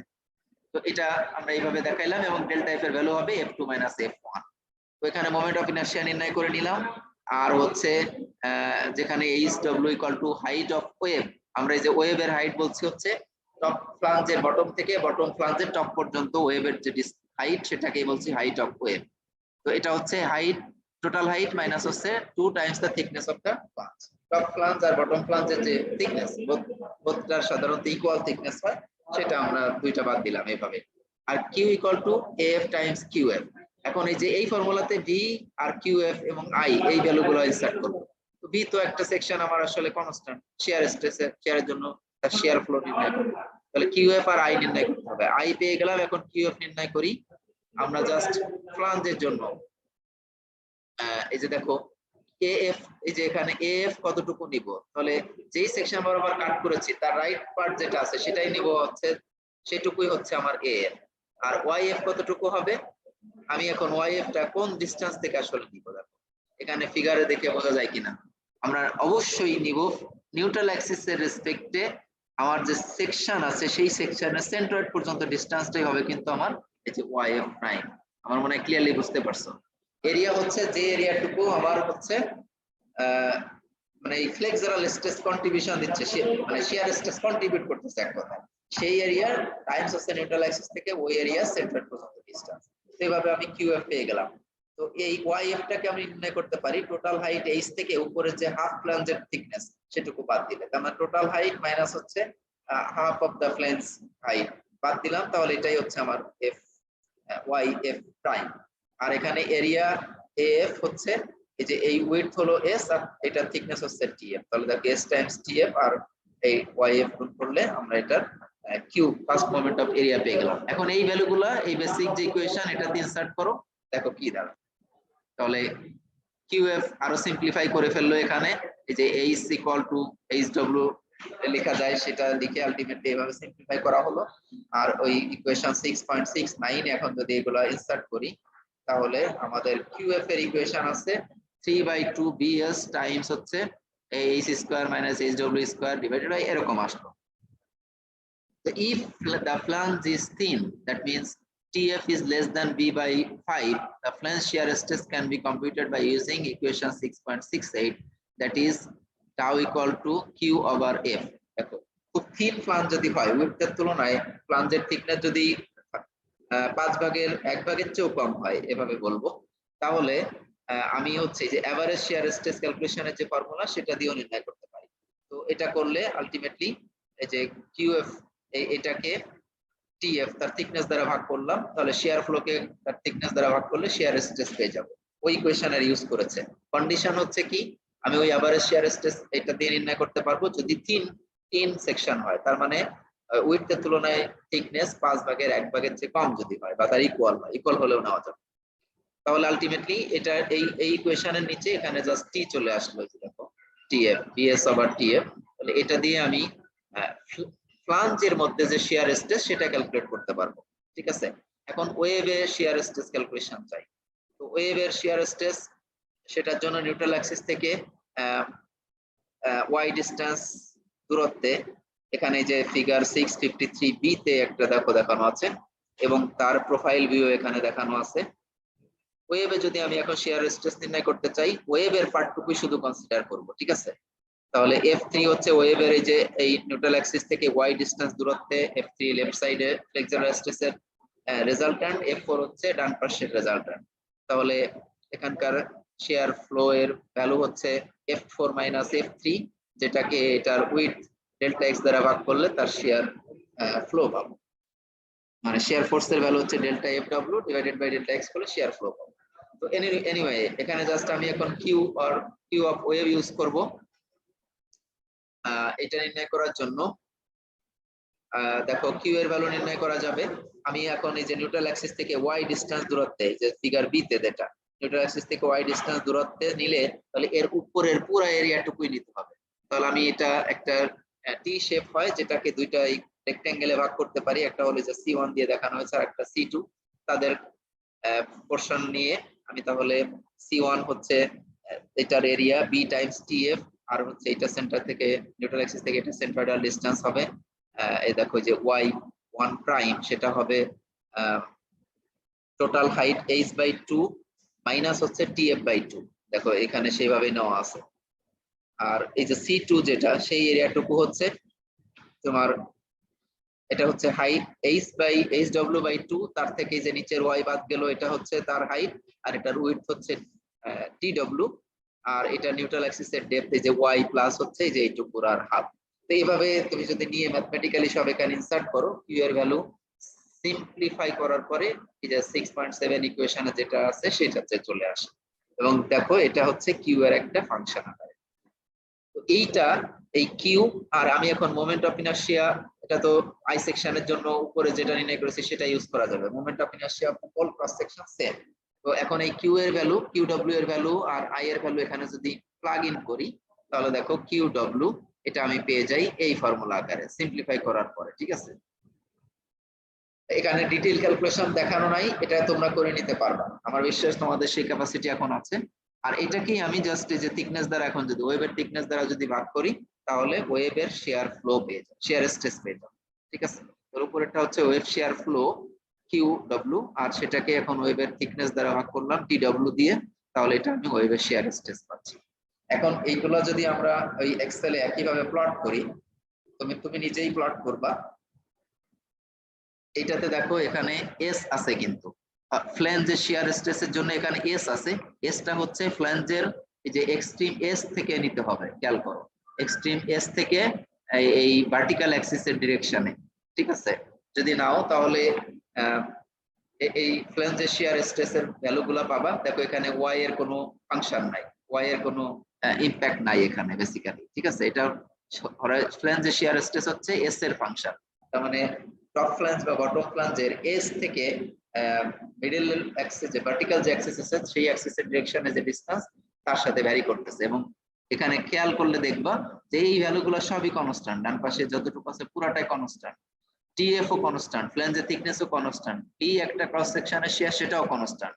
তো এস যখন ভ্যারি করতেছে ডান থেকে, তাহলে যতই ভিতরের দিকে আসবো বা বাম থেকে যতই ভিতরের দিকে যাব, এস এর ভ্যালু বাড়তে থাকবে, তার মানে শেয়ার ফোর্সের ম্যাগনিটিউড বাড়তে থাকবে এবং তাদের মধ্যে লিনিয়ার রিলেশনশিপ। তাহলে আমি যে দেখো সবটুকু কনস্ট্যান্ট, শুধু ভ্যারিয়েবল হচ্ছে এস, তাহলে আমি এখানে রিলেশনটা লিখতে পারি y ইকুয়াল টু mx, যেটা আমার একটা সরল রেখা স্ট্রেট লাইনের ইকুয়েশন। তার মানে আমি আসলে বলতে পারি যে এস থেকে যতই ভিতরের দিকে আসবো শিয়ার স্ট্রেসের ভ্যালু লিনিয়ারলি ভ্যারি করবে। এবং সেটা ডায়াগ্রামে যদি আমি দেখাই, দেখো এই যে ফিগার 6.54 এ দেখানো আছে the shear stress in a wide flange beam. দেখো টপ ফ্ল্যাঞ্জে কিভাবে দেখানো আছে, এই যে এস থেকে যতই ভিতরের দিকে আসতেছি শিয়ার স্ট্রেসের ভ্যালু বাড়তেছে, অনুরূপভাবে লেফট সাইড থেকে যত ভিতরের দিকে যাব শিয়ার স্ট্রেসের ভ্যালু বাড়বে। এটা হচ্ছে ফ্ল্যাঞ্জের শিয়ার স্ট্রেস। ঠিক আছে, এবং এটা ডিরেকশন তুমি যদি দেখো, তাহলে ডিরেকশনটা দেখো পজিটিভ শিয়ার যদি হয় তাহলে কিভাবে ফ্লো হচ্ছে। ঠিক আছে, অনুরূপ ভাবে আমার বটম ফ্ল্যাঞ্জেও একই ঘটনাই ঘটবে, লেফট থেকে যতই ডান দিকে যাব এইভাবে আসবে, অনুরূপভাবে রাইট থেকে যতই বামের দিকে যাব লিনিয়ারলি ভ্যারি করবে। এখন ওয়েভের শিয়ার স্ট্রেস আমি যদি ফর্মুলাটা দেখি, দেখো ওয়েভের শিয়ার স্ট্রেসের ফর্মুলা হচ্ছে যে ভি ওভার টি ডব্লিউ, তারপর এখানে এটা হচ্ছে দেখো বেসিক্যালি ওয়াই এর একটা ফাংশন।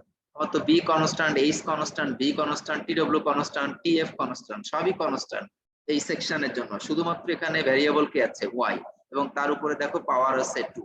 তার মানে আমরা আসলে বুঝতে পারছি যে এটা একটা প্যারাবোলার মতো ইকুয়েশন। এটাকে যদি আমরা বলি তাহলে বেসিক্যালি এরকম, এটা এরকম একটা ইকুয়েশন যেটা হচ্ছে parabola y equal to ax square. এই যে y এর উপর স্কয়ার থাকায় তার মানে এইটার স্ট্রেস ডিস্ট্রিবিউশনটা হবে অনেকটা প্যারাবোলার মতো, কার্ভ শেপ হবে। এখানে তুমি যদি এক্সেল ফাইলে এটা প্লট করো একটা সার্টেন বিমের ক্রস সেকশনাল ডাইমেনশন দিয়ে y এর রেসপেক্টে, মানে নিউট্রাল অ্যাক্সিস থেকে উপরের দিকে এবং নিচের দিকে y এর ভ্যালু ভ্যারি করিয়ে তুমি যদি এটার শিয়ার স্ট্রেস প্লট করো, তাহলে এই যে ডান পাশে যে অংশটা দেখো দেখানো আছে সেটা পাবা। এবং শিয়ার স্ট্রেসের, ওয়েভের শিয়ার স্ট্রেসের ম্যাক্সিমাম ভ্যালু হবে এই যে ওয়েভ আর ফ্ল্যাঞ্জ যেখানে ইন্টারসেক্ট করেছে এই পয়েন্টে, সরি ভুল বলেছি, মিনিমাম ভ্যালু হবে ওয়েভ আর ফ্ল্যাঞ্জ যেখানে ইন্টারসেক্ট করে এই টপে এবং বটমে দুইটাতেই, সেখানে আসলে দেখো মিনিমাম ওয়েভ শিয়ার স্ট্রেস হবে। শিয়ার ওয়েভের যে শিয়ার স্ট্রেস সেটা মিনিমাম হবে ওই ইন্টারসেকশনে, আর নিউট্রাল অ্যাক্সিসে ম্যাক্সিমাম শিয়ার স্ট্রেস আসতেছে। আর ফ্ল্যাঞ্জে এক্সট্রিমে যে এস বলতেছি আমরা, এক্সট্রিম এজে শেয়ার স্ট্রেস 0, আর এই যে ঠিক ওয়েভের মিডিলে ওয়েভের সেন্টার লাইন বরাবর ভার্টিক্যাল অ্যাক্সিস বরাবর যে পয়েন্ট, সেই পয়েন্ট আসলে ম্যাক্সিমাম শেয়ার স্ট্রেস হবে ফ্ল্যাঞ্জে। তো আমরা এটা প্লট করলে এভাবে পাবো। এখানে আসলে কনক্লুশন গুলো সেভাবেই ড্র করা আছে এবং আমি যে এক্সপ্লানেশন গুলো বললাম সেগুলোই আছে। এখন এখানে যদি আমরা একটু গ্রাফ থেকেও বোঝার চেষ্টা করি, প্লট থেকে দেখো শেয়ার স্ট্রেসের এই যে এরিয়া দিয়েও যদি আমি কনসিডার করি, এটার এই ওয়েভের যে শিয়ার স্ট্রেস দেখো এই ম্যাগনিটিউডটা কিন্তু হিউজ। এই যে টাউ ডব্লিউ মিনিমাম যেটা, সেটা এই যে টাউ এফ ম্যাক্সিমাম যেটা, তার চেয়েও কয়েক গুণ বেশি হবে। আমরা এক্সাম্পল দিয়েও ক্যালকুলেশন করে দেখবো। তো এখানে শেষের যে দুইটা কমেন্ট সেটা আমি একটু বলবো, এইটারও শেষের দুইটা বলবো। For flange free body analyse, shear flow is directed from the outer edge of the flange toward the wave. For flange free body analyze, shear flow is directed from outer edge of the flange toward the wave. মানে right থেকে left age থেকে ওয়েভের ডিরেকশনে flow হচ্ছে।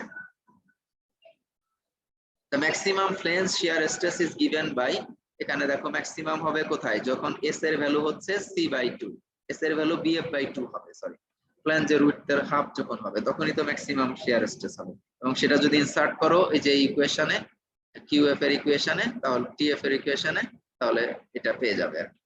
অনুরূপ ভাবে ওয়েভের ক্ষেত্রে দেখো মিনিমাম শিয়ার স্ট্রেস পাবো এবং ম্যাক্সিমাম শিয়ার স্ট্রেস, যে মিনিমাম শিয়ার স্ট্রেস হবে এই ইন্টারসেকশনে, তাহলে সেই বরাবর কিউ নাও, যেটা পাবা তুমি বসাও সেখানে এই টাউ এর ভ্যালু টাউ বি টাউ ডব্লিউ মিনিমামটা পেয়ে যাবে। অনুরূপভাবে যদি নিউট্রাল অ্যাক্সিসে নাও তাহলে এখানে ম্যাক্সিমাম শিয়ার স্ট্রেস পাবে ওয়েভে এবং সেটার ম্যাগনিটিউড আসবে এই যে এইটা।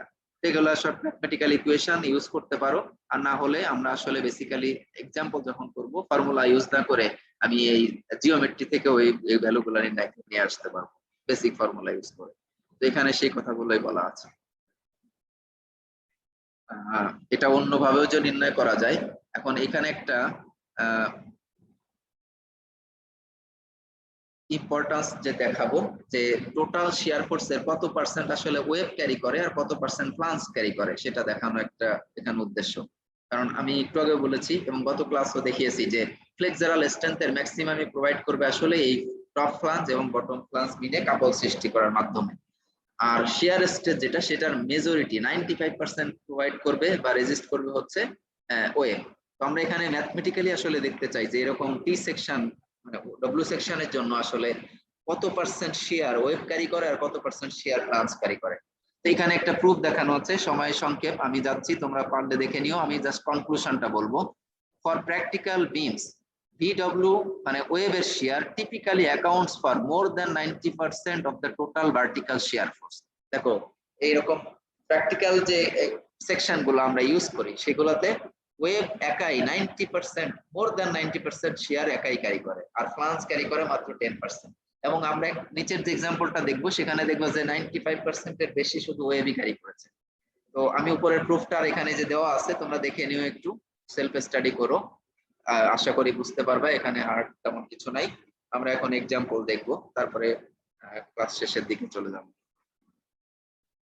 Determine the shear stress distribution in the flanges and the wave of a W14/26 beam subjected to shear force B equal to -28 kips as shown in figure 1. Determine the percent of the vertical shear that is carried by the wave of this section. আচ্ছা, এখানে আমার মনে হয়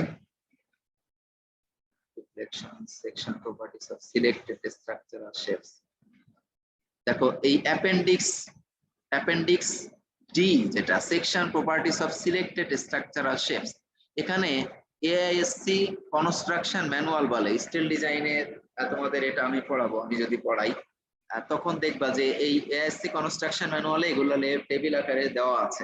তো এখানে সেখান থেকে কিছুটা অংশ উদ্ধৃতি দিয়ে নিয়ে আসছে, ঠিক আছে। Properties of steel wide flange shapes, wide flange shape যেগুলোকে আমরা সংক্ষেপে ডব্লিউ শেপ বলি। দেখো ইন ইউএস কাস্টমারি ইউনিট মানে ফুট পাউন্ড ইউনিটে। তো এই যে এখানে দেখো একটা সেকশনের ডেজিগনেশন হচ্ছে W36/230। তো এটা দ্বারা আমরা কি মিন করি, এই যে W মানে হচ্ছে হোয়াইট ফ্ল্যাঞ্জ বিম, 36 মানে হচ্ছে এটা নমিনাল হাইট, হচ্ছে এইচ যেটা টোটাল হাইট, একবারে টপ ফ্ল্যাঞ্জের টপ থেকে বটম ফ্ল্যাঞ্জের বটম পর্যন্ত যে হাইট টোটাল হাইট সেটা হচ্ছে 36 ইঞ্চ। আর এই 230 এটা হচ্ছে এই বিমের প্রতি ফুট লেন্থে এটার ওয়েট কত পাউন্ড সেটা ইন্ডিকেট করে। যেমন এই যে W36/230, তার মানে এই বিমটা হচ্ছে হোয়াইট ফ্ল্যাঞ্জ বিম মানে আই সেকশন, এটার নমিনাল ডেপথ হচ্ছে 36 ইঞ্চ, আর এটার প্রতি ফুট লেন্থে ওয়েট হচ্ছে 230 পাউন্ড।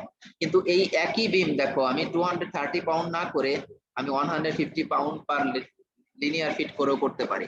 তার মানে আমার ওই যে ফ্লাঞ্জের ওয়েবের থিকনেস গুলো তখন কম হবে, ক্রস সেকশনাল এরিয়া কম হবে, মোমেন্ট অফ ইনার্শিয়া ইত্যাদি কম হবে, এটার ওয়েটও কিন্তু কম হবে।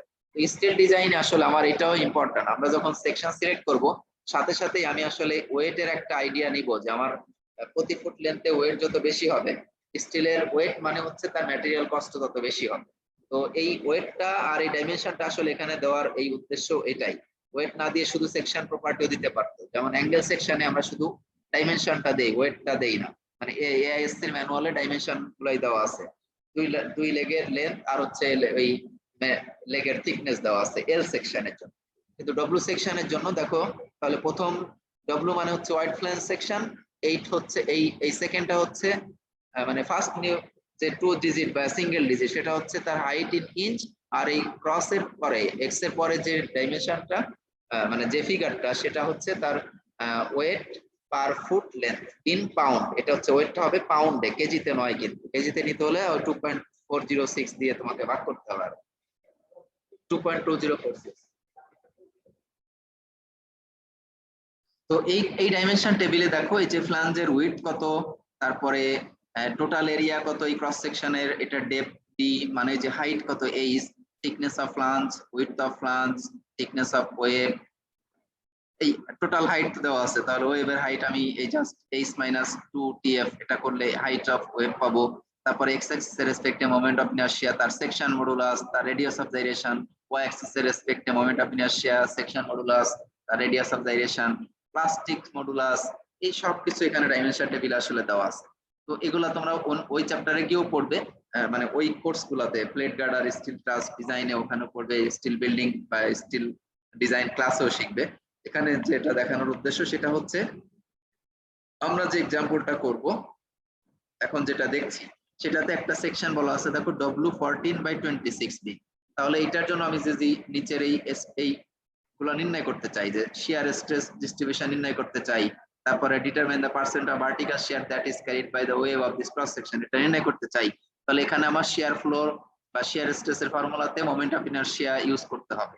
ঠিক আছে, তারপরে তার ওই যে ওয়েভের সাইজ সেটাও নির্ণয় করতে হবে, ফ্লাঞ্জের উইডথ সেটা লাগবে, ফ্লাঞ্জের থিকনেস সেগুলো লাগবে। তো এটা ওই ডাইমেনশন টেবিল থেকেই নিয়ে আসতে হবে। আমরা এআইএসসি ম্যানুয়াল এটাকে ডাইমেনশন টেবিল বলি, আর এই বইয়ের শেষে যে দেওয়া আছে আমি সেটাই ওপেন করে তোমাদের দেখাচ্ছি। তো আমাদের সেকশনটা হচ্ছে W14/26 W14/26। আমরা এখানে যে নিচে চলে আসি দেখো 14/26 আমরা এখানে অ্যানোটেট করে দেখাই। W14 হচ্ছে যে এইটা, আর আমি নিব হচ্ছে অনলি 26, তার মানে এই লাইন বরাবর আমি চলে আসবো, আসলে যেগুলা আমার রিলেটেড সেগুলা ক্যালকুলেশন করব। ক্যালকুলেশন করব বলতে সেগুলা নিয়ে আমি আমার ডিজাইন করব। তাহলে এই যে এই লাইনেই আমি যদি উপর থেকে দেখতে চাই যে এটা হচ্ছে আমার total cross sectional area in square inch, এটা হচ্ছে টোটাল হাইট দেখো 13.91 ইঞ্চ এক্স্যাক্টলি, কিন্তু এই যে 14 ইঞ্চ হাইট হওয়ার কথা ওটা হচ্ছে নমিনাল ডাইমেনশন, নমিনাল হাইট, কিন্তু অ্যাকচুয়াল হাইট হচ্ছে 13.91 ইঞ্চ। আর এটা হচ্ছে এই যে ফ্ল্যাঞ্জের উইডথ, এটা হচ্ছে ফ্ল্যাঞ্জের থিকনেস, এটা হচ্ছে ওয়েবের থিকনেস, এটা হচ্ছে আইএক্স, এটা হলো আরএক্স নাকি এটা কি ভুলে গেছি, এটা হচ্ছে এসএক্স, সরি, পরেরটা হচ্ছে এসএক্স আর কি, আর তারপরেরটা হচ্ছে আরএক্স, অনুরূপভাবে ওয়াই অ্যাক্সিস এর রেসপেক্টে সবকিছু দেওয়া আছে। এখান থেকে আমি এই ডাইমেনশন গুলা প্লাস হচ্ছে মোমেন্ট অফ ইনারশিয়া, এরিয়া, এই সবই পেয়ে যাব।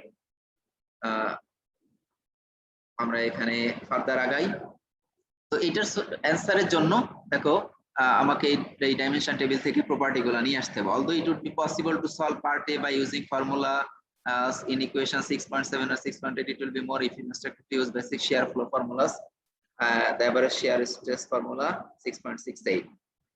We can determine the total wave shear force by integrating the shear flow as indicated in equation 6.822. Since the shear on the cross section is negative, the shear flows and shear stress will act in the opposite sense to those shown in figure 645. এখানে দেখো shear force এর ভ্যালুটা কি দেওয়া আছে, negative, কিন্তু তাহলে এখানে shear flow এবং shear stress যেটা হবে সেটা হবে আমরা উপরেরটাতে যেটা দেখেছি তার উল্টাটা। পজিটিভ শেয়ার যখন ছিল তখন ছিল এই যে এটার উল্টা আর কি, এখানে যে ফিগার দেখতে পাচ্ছ তার উল্টা ছিল কিন্তু পজিটিভ শেয়ার হলে। আর নেগেটিভ শেয়ার হলে এখন দেখো এটা এইটা হচ্ছে আর কি, আর পজিটিভ হলে এটার উল্টা হবে। আমরা যেটা আগে ডেরাইভ করেছি সেখানে পজিটিভ শেয়ার ছিল, যে কারণে এই টপ প্লাঞ্জে ইনওয়ার্ড ছিল, ওয়েবে ডাউনওয়ার্ড ছিল, আর বটম প্লাঞ্জে আউটওয়ার্ড ছিল। এখন নেগেটিভ শেয়ার হয়, এই ফ্লো গুলা হচ্ছে উল্টা আর কি, শেয়ার ফ্লো। এনিওয়ে, আমরা এখন প্রথম কোশ্চেনের আনসারে চলে আসি। Determine the shear flow and the shear stress in the flanges and in the web. Flange shear flow and shear stress. আমাদের ফর্মুলা তুমি এই যে ডাইরেক্টলি ইউজ করতে পারো, অথবা এই যে ডাইমেনশন থেকে সব নির্ণয় করে নিয়ে আসতে পারো। এই যে W14/26 বিম, তার দেখো টোটাল হাইট যে 13.91 ইঞ্চ দেখানো আছে, তারপরে ফ্ল্যাঞ্জের থিকনেস দেখানো আছে, ওয়েবের থিকনেস দেখানো আছে। তাহলে বাকি যে ডাইমেনশন গুলো সেগুলো সবই তুমি নির্ণয় করে নিতে পারো। ঠিক আছে, এই যে H/TW, তাহলে HW/2 কত হবে, তারপরে হচ্ছে মোমেন্ট অফ ইনার্শিয়াও তো ওখানে IZ মানে হচ্ছে এক্স অ্যাক্সিস এর রেসপেক্টে, এখানে জেড মানে কিন্তু আমাদের এক্স ডাইমেনশন টেবিলের এক্স অ্যাক্সিস, আমাদের জেড মানে ওদের এক্স আর কি, আর ওয়াই মানে এখানে ওয়াই। তো এইভাবে সবই দেওয়া আছে, এবং এইগুলা ইউজ করেই তুমি এই জিওমেট্রি থেকে এখন নির্ণয় করতে পারো। তো determine the shear flow and the shear stress. The flange shear flow is given by equation 669। এই যে এটা হচ্ছে আমার ইকুয়েশন। তো এখানে QF equal to BQ over IB লিখতে হবে। এটা হলো V, আমার এই যে এটা হচ্ছে যে Q, ওই ইকুয়েশন ইউজ করতেছে মেইনলি। ঠিক আছে, এক্সকিউজ মি, কিউ টাইমস হচ্ছে এই যে Y1, দেখো এখানে সবকিছুই বোঝা যায় কিনা।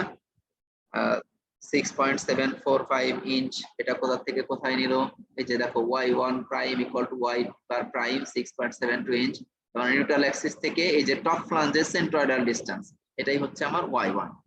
তো এখানে শেয়ার ফ্লো আমি যদি নির্ণয় করতে চাই, তাহলে VQ ওভার I, এখানে তো T নাই, তাহলে এই ডিরেক্ট ফর্মুলাতেই তুমি এখানে বসাও।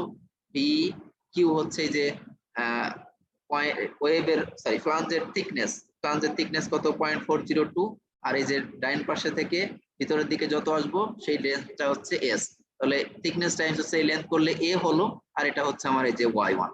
তো এভাবে, আর নিচে মোমেন্ট অফ ইনার্শিয়া অবশ্যই I অ্যাক্সিস জেড অ্যাক্সিস এর রেসপেক্টেড, যেটা সেটা নিতে হবে। দেখো সেটা করলাম, আমি ফ্লাঞ্জের শেয়ার ফ্লো পেয়ে গেলাম। এখন এই ফ্লাঞ্জের শেয়ার ফ্লোকে তার থিকনেস দ্বারা ভাগ করলে ফ্লাঞ্জের শেয়ার স্ট্রেস পাবো। তো এটা হচ্ছে আমার কিন্তু এভারেজ শেয়ার স্ট্রেস এগেইন। তো এটা হচ্ছে এস যুক্ত শেয়ার ফ্লো। ঠিক আছে, এটা হচ্ছে দেখো এস যুক্ত শেয়ার ফ্লো, তার মানে আমি এই সারফেস মানে এই এস থেকে যতই ভিতরের দিকে আসবো শেয়ার স্ট্রেস তত বাড়তে থাকবে। এখন ম্যাক্সিমাম শেয়ার হবে কোথায়, ম্যাক্সিমাম শেয়ার হবে ঠিক এটার হাফ ডিসটেন্স দূরত্বে। তাই যে 5.205 ইঞ্চ, তার হাফ কতটুকু হয়, এটা আসলে 2.5 হয়, কিন্তু এটার ম্যাক্সিমাম শেয়ার আমরা দেখাবো হচ্ছে এই যে এই ফেসে আসলে, তার মানে টোটাল উইডথ থেকে এই ওয়েবের থিকনেস বাদ দিয়ে তার হাফ। ঠিক আছে, তার মানে এই যে এই ফেসে আর ওয়েবের ফেসে ফ্ল্যাঞ্জের যে ম্যাক্সিমাম স্ট্রেস সেটা এখানে দেখাচ্ছে। তো এটা হলো 0.70771 KSI, মানে S KSI। এখানে S এর ভ্যালু ম্যাক্সিমাম ওই বসাও, তাহলে maximum shear flexural maximum shear stress in flange পাবে। অনুরূপভাবে তাহলে টাও এফ ম্যাক্স, যেটা এখানে দুইবার দেখালো, একই জিনিস আনসার করার জন্য আবার লিখেছে। এখন আমরা ওয়েবের শেয়ার ফ্লো নির্ণয় করব। তো ওয়েবের শেয়ার ফ্লো নির্ণয় করার জন্য যে বেসিক ফর্মুলা যেটা ছিল 6.75, সেটা এখানে লেখা হলো। QW নির্ণয় করে নাও, এই নিউট্রাল অ্যাক্সিস থেকে ওয়াই ডিসটেন্স দূরত্বে, এই যে নিউট্রাল অ্যাক্সিস থেকে ওয়াই ডিসটেন্স দূরত্বে একটা এলিমেন্ট নিয়ে, তাহলে তার উপরে যে ওয়েব আছে সেই ওয়েবের এবং ফ্লাঞ্জের এরিয়া সহ এটা বের করো। বেসিক্যালি এটা ওয়াই এর একটা ফাংশন আসবে, এবং আলটিমেটলি দেখো কিউ ইকুয়াল টু যে -2.29 মাইনাস 0.0146 ওয়াই স্কয়ার আসছে, এটা হলো কিপস পার ইঞ্চ। যেহেতু শেয়ার ফ্লো, তাহলে কিপস পার ইঞ্চ আসবে। এখন এটা তাহলে ওয়াই এর একটা ফাংশন হচ্ছে। এখন নিউট্রাল অ্যাক্সিস থেকে যতই এই যে ওয়েব পর্যন্ত যদি নেই, তাহলে HW/2 হবে ওয়াই এর ভ্যালু, সেটা ইনসার্ট করো, তাহলে মিনিমাম ভ্যালু পাবে সেটা। তখন দেখো এই যে মিনিমাম ভ্যালু পেলাম। আর ম্যাক্সিমাম ভ্যালু হবে যেখানে ওয়াই এর ভ্যালু 0, মানে নিউট্রাল অ্যাক্সিসে, তাহলে ওয়াই ইকুয়াল টু 0 বসাও, দেখো এখানে ম্যাক্সিমাম ভ্যালুটা পাবে হচ্ছে 8.82 KSI। তো এখানে সেন্স গুলাও খেয়াল করো, নেগেটিভ হয় শেয়ার স্ট্রেস, নেগেটিভ হয় এই যে এই ডিরেকশনে শেয়ার স্ট্রেস ডিস্ট্রিবিউশন হবে। তো তো ফার্স্টার অ্যান্সার আমরা পেয়ে গেছি। আসলে আমাদের অ্যান্সার চাচ্ছিল হচ্ছে determine the shear flow and the shear stress in the flanges and the web. তাই কি বলেছিল? হ্যাঁ, তাই বলেছিল। তো আমরা সেটা নির্ণয় করতে সক্ষম হয়েছি। ওয়েভের যে ফ্লাঞ্জের এক্সট্রিম এজে হচ্ছে 0, মিডল এ গিয়ে 1.84, টপে ও বটমে একই হবে, কিন্তু সেন্স হবে উল্টা। আর ফ্লাঞ্জে ওয়েভে এই যে এই ইন্টারসেকশনে, ওয়েভ ফ্লাঞ্জের ইন্টারসেকশনে হবে মিনিমাম শিয়ার স্ট্রেস, যেখানে ওয়াই এর ভ্যালু যে ম্যাক্সিমাম ছিল HW/2 এর সমান, সেখানে হচ্ছে 6.38 আসলো কেএসআই। আর এই যে মিডল পয়েন্ট, তার মানে নিউট্রাল অ্যাক্সিসে শিয়ার স্ট্রেসের ভ্যালু হচ্ছে ম্যাক্সিমাম, সেটা এই যে এখানে দেখা। এবং আমরা ইকুয়েশন থেকে জানি যে এটা আসলে লিনিয়ার ভ্যারি করবে না, বরং এটা হচ্ছে যে ওয়াই এর একটা সেকেন্ড ডিগ্রি কার্ভ, তার মানে এটা একটা প্যারাবোলিক শেপ হবে। তো এইভাবে আমরা ফার্স্ট কোশ্চেনের অ্যান্সার দিয়ে দিলাম। এখন সেকেন্ড কোশ্চেনে আসি। Determine the percent of vertical shear that is carried by the web. তো এটা নির্ণয়ের জন্য আমরা আসলে ওয়েভের এই স্ট্রেস যে আছে সেইটা আর তার এরিয়া দিয়ে যদি গুণ করি, তাহলে ওয়েভের ফোর্স পেয়ে যাবো। এক কথায় স্ট্রেস টাইমস হচ্ছে ওই স্ট্রেস যে এরিয়ার উপরে কাজ করছে, সেটা যদি গুণ করি তাহলে আমি টোটাল ফোর্স পাবো। তো এটা দেখো, যেহেতু এভারেজটা নেওয়া আমার পক্ষে সম্ভব হচ্ছে না, তাহলে অ্যাকুরেটলি ক্যালকুলেশনের জন্য আমি আসলে এটা ইন্টিগ্রেশনের মাধ্যমে করব। তো দেখো, ওয়াই ডিসটেন্স দূরত্বে শিয়ার স্ট্রেস হচ্ছে, শিয়ার ফ্লো হলো কিউডব্লিউ। এই কিউডব্লিউ এর সাথে আমি যদি ওয়াই গুণ করি তাহলে শিয়ার ফোর্স পাচ্ছি, ঠিক আছে। আর তার সাথে হচ্ছে বেসিক্যালি এই যে শিয়ার ফ্লো, তার সাথে আমি আসলে ওয়াই মানে শিয়ার ফ্লো এট ওয়াই ডিসটেন্স, এটাই হচ্ছে কিউডব্লিউ ওয়াই। ব্র্যাকেটে আসলে এটা গুণ না, শিয়ার ফ্লো এট ওয়াই ডিসটেন্স, নিউট্রাল অ্যাক্সিস থেকে ওয়াই ডিসটেন্স দূরত্বে যে শিয়ার ফ্লো, সেটাই হলো আমার কিউডব্লিউ ওয়াই, ঠিক আছে। পুরো কোয়ান্টিটি হচ্ছে পার ইউনিট লেন্থে শিয়ার ফোর্স। আর সেটাকে যদি এই ডিসটেন্সের যে এটার যে ডিসটেন্স, সেটা দিয়ে যদি গুণ করি, নাকি ভুল বলছি আমি, এটা হবে y টাইমস dy এরিয়া। আচ্ছা, আমার মনে হচ্ছে আমি ভুল করছি, আমি উপরে ফিগারে দেখে আসি, তাহলে ক্লিয়ারলি বোঝা যাবে। এখানে আমরা নিচ্ছি হলো এই যে এখানে ডেরিভেশনটা আসলে দেওয়া আছে যে shear force equal to Q times হচ্ছে y টাইমস হচ্ছে dy। তাহলে কতটুকু এরিয়া নিচ্ছি আমরা ফিগার থেকে ক্লিয়ার হয়ে আসি, কনফিউশন না রাখি। কিউ টাইমস হচ্ছে y আর টাইমস হচ্ছে dy। তো এখানে শেয়ার ফ্লো হচ্ছে কিউ, ওয়াই ডিসটেন্স দূরত্বে আমার শেয়ার ফ্লো হচ্ছে কিউ, আর ডিওয়াই নিচ্ছি হলো ভেরি স্মল ডিস্টেন্সের জন্য, যাতে করে আমি এটা ইন্টিগ্রেট করতে পারি।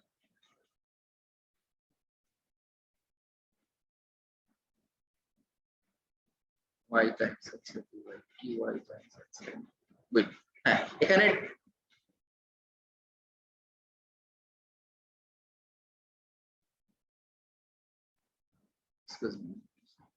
হ্যাঁ, এখানে জাস্ট এই কিউডব্লিউ ওয়াই হচ্ছে এই টোটাল যে শেয়ার ফ্লো, মানে ওয়াই ডিসটেন্স দূরত্বে আসলে শেয়ার ফ্লো এর ভ্যালু, ঠিক আছে। তো সেটাই হচ্ছে আমার কিউডব্লিউ ওয়াই। আর তার সাথে জাস্ট ওখানকার যে স্মল স্ট্রিপ আমি কনসিডার করছি, সেটা দিয়ে গুণ করলাম লেন্থ দিয়ে আর কি। তাহলে আমি ওই স্মল লেন্থে আসলে এটা শেয়ার ফোর্স পেয়ে যাচ্ছি। আর সেটাকে যদি এই ওয়েভের বটম থেকে টপ পর্যন্ত এই হাইটে আমি ইন্টিগ্রেট করি, এই ডিওয়াই হচ্ছে দেখো স্মল লেন্থ, আমি যে হাইট বরাবর ওয়েভের হাইট বরাবর স্মল একটা স্ট্রিপ কনসিডার করতেছি, সেই পয়েন্টের আসলে শেয়ার ফ্লো যদি কিউ হয়, q as a function of y আর কি, তার সাথে আমি ওই স্ট্রিপটার লেন্থটা গুণ করলাম, মানে হাইটটা আসলে, তাহলে ওই স্মল হাইটে টোটাল শেয়ার ফোর্স পাচ্ছি। আর সেইটাকেই যদি আমি over the whole height of web integrate করি, দেখো নিউট্রাল অ্যাক্সিস থেকে এই যে নিচের দিকে h/t/w, আবার উপরের দিকে h/w, নিচের দিকে মানে এই জন্য নেগেটিভ দেখানো হয়েছে, তাহলে আমি total shear force carried by web পেয়ে যাব BW।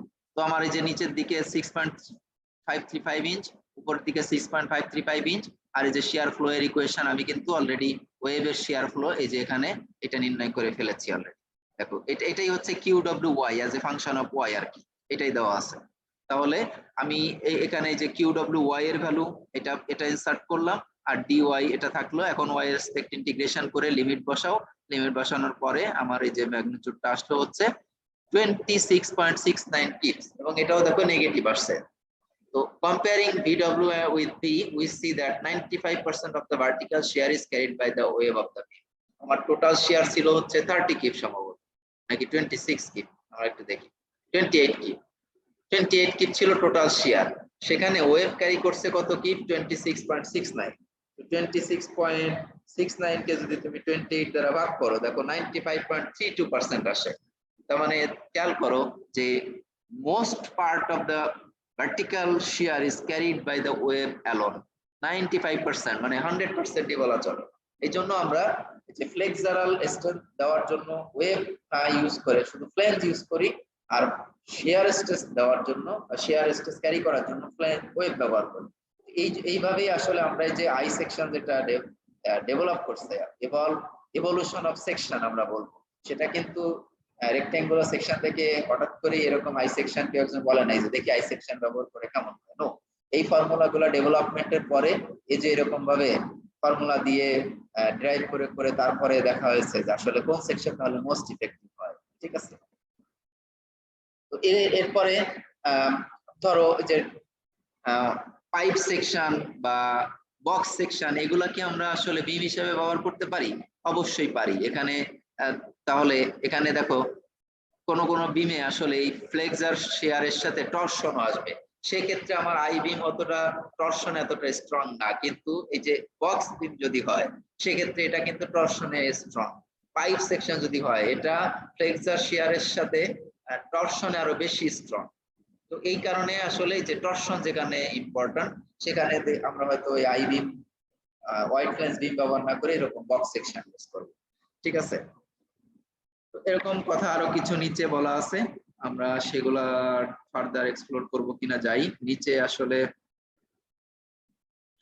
এটা তোমরা দেখে নিতে পারো যে ওয়াটার ক্যারেজ পাইপ বা পাইপ লাইন। তোমরা যদি নর্থ আমেরিকায় যাও দেখবা যে অয়েল ফিল্ড থেকে আসলে এরকম পাইপ লাইনের মাধ্যমে, বা মিডল ইস্টেও যদি যাও তাহলে এখানে এরকম পাইপ লাইন ডিজাইন করতে হয় দেখবা। সো এটা হিউজ ডায়ামিটারের 1-2 মিটার ডায়ামিটারের পাইপ, যার মধ্যে দিয়ে যে অয়েল ফ্লো হয়ে যায় এবং এখানে নির্দিষ্ট দূরত্ব বরাবর এরকম সাপোর্ট থাকে। এমনকি আমাদের দেশে যে স্যান্ড ফিলিং করে, সো নদীর থেকে যে স্যান্ড পানির সাথে মিশিয়ে আসলে স্যান্ড পানির যে মিশ্রণ এক জায়গা থেকে আরেক জায়গায় ট্রান্সফার করে, এরকম কিছু জায়গাতে সাপোর্ট দেওয়া থাকে। তাহলে এটার যদি তুমি ডিজাইন করতে চাও তাহলে এই এখান থেকে যে ফর্মুলা আছে সেই ফর্মুলা নিয়ে তুমি ডিজাইন করতে পারো, এটাও তোমরা দেখে নিবা। আর শিয়ার ইন বিল্ট আপ বিমস, এটা আমি আসলে আজকের ক্লাস আমাদের অলরেডি 2 আওয়ার হয়ে গেছে, আমি আর দেখাতে চাচ্ছি না। আমি ছোট একটা ক্লাস এরপরে ভিডিও করে তোমাদের জন্য ইউটিউবে দিয়ে দিব, কাইন্ডলি একটু দেখে নিবা এই পার্টটা। আর ফ্লেক্সারাল ডিজাইনের জন্য কিছু পার্ট আমি আসলে তোমাদের গত ক্লাসে কভার করি নাই, সেটাও এটার সাথে আসলে একসাথে দিয়ে দিব আমি চিন্তা করছি, অথবা আলাদা ভিডিও করে দুইটা আপলোড করে দিব। সো একটু দেখে নিবা তোমরা সবাই। আজকের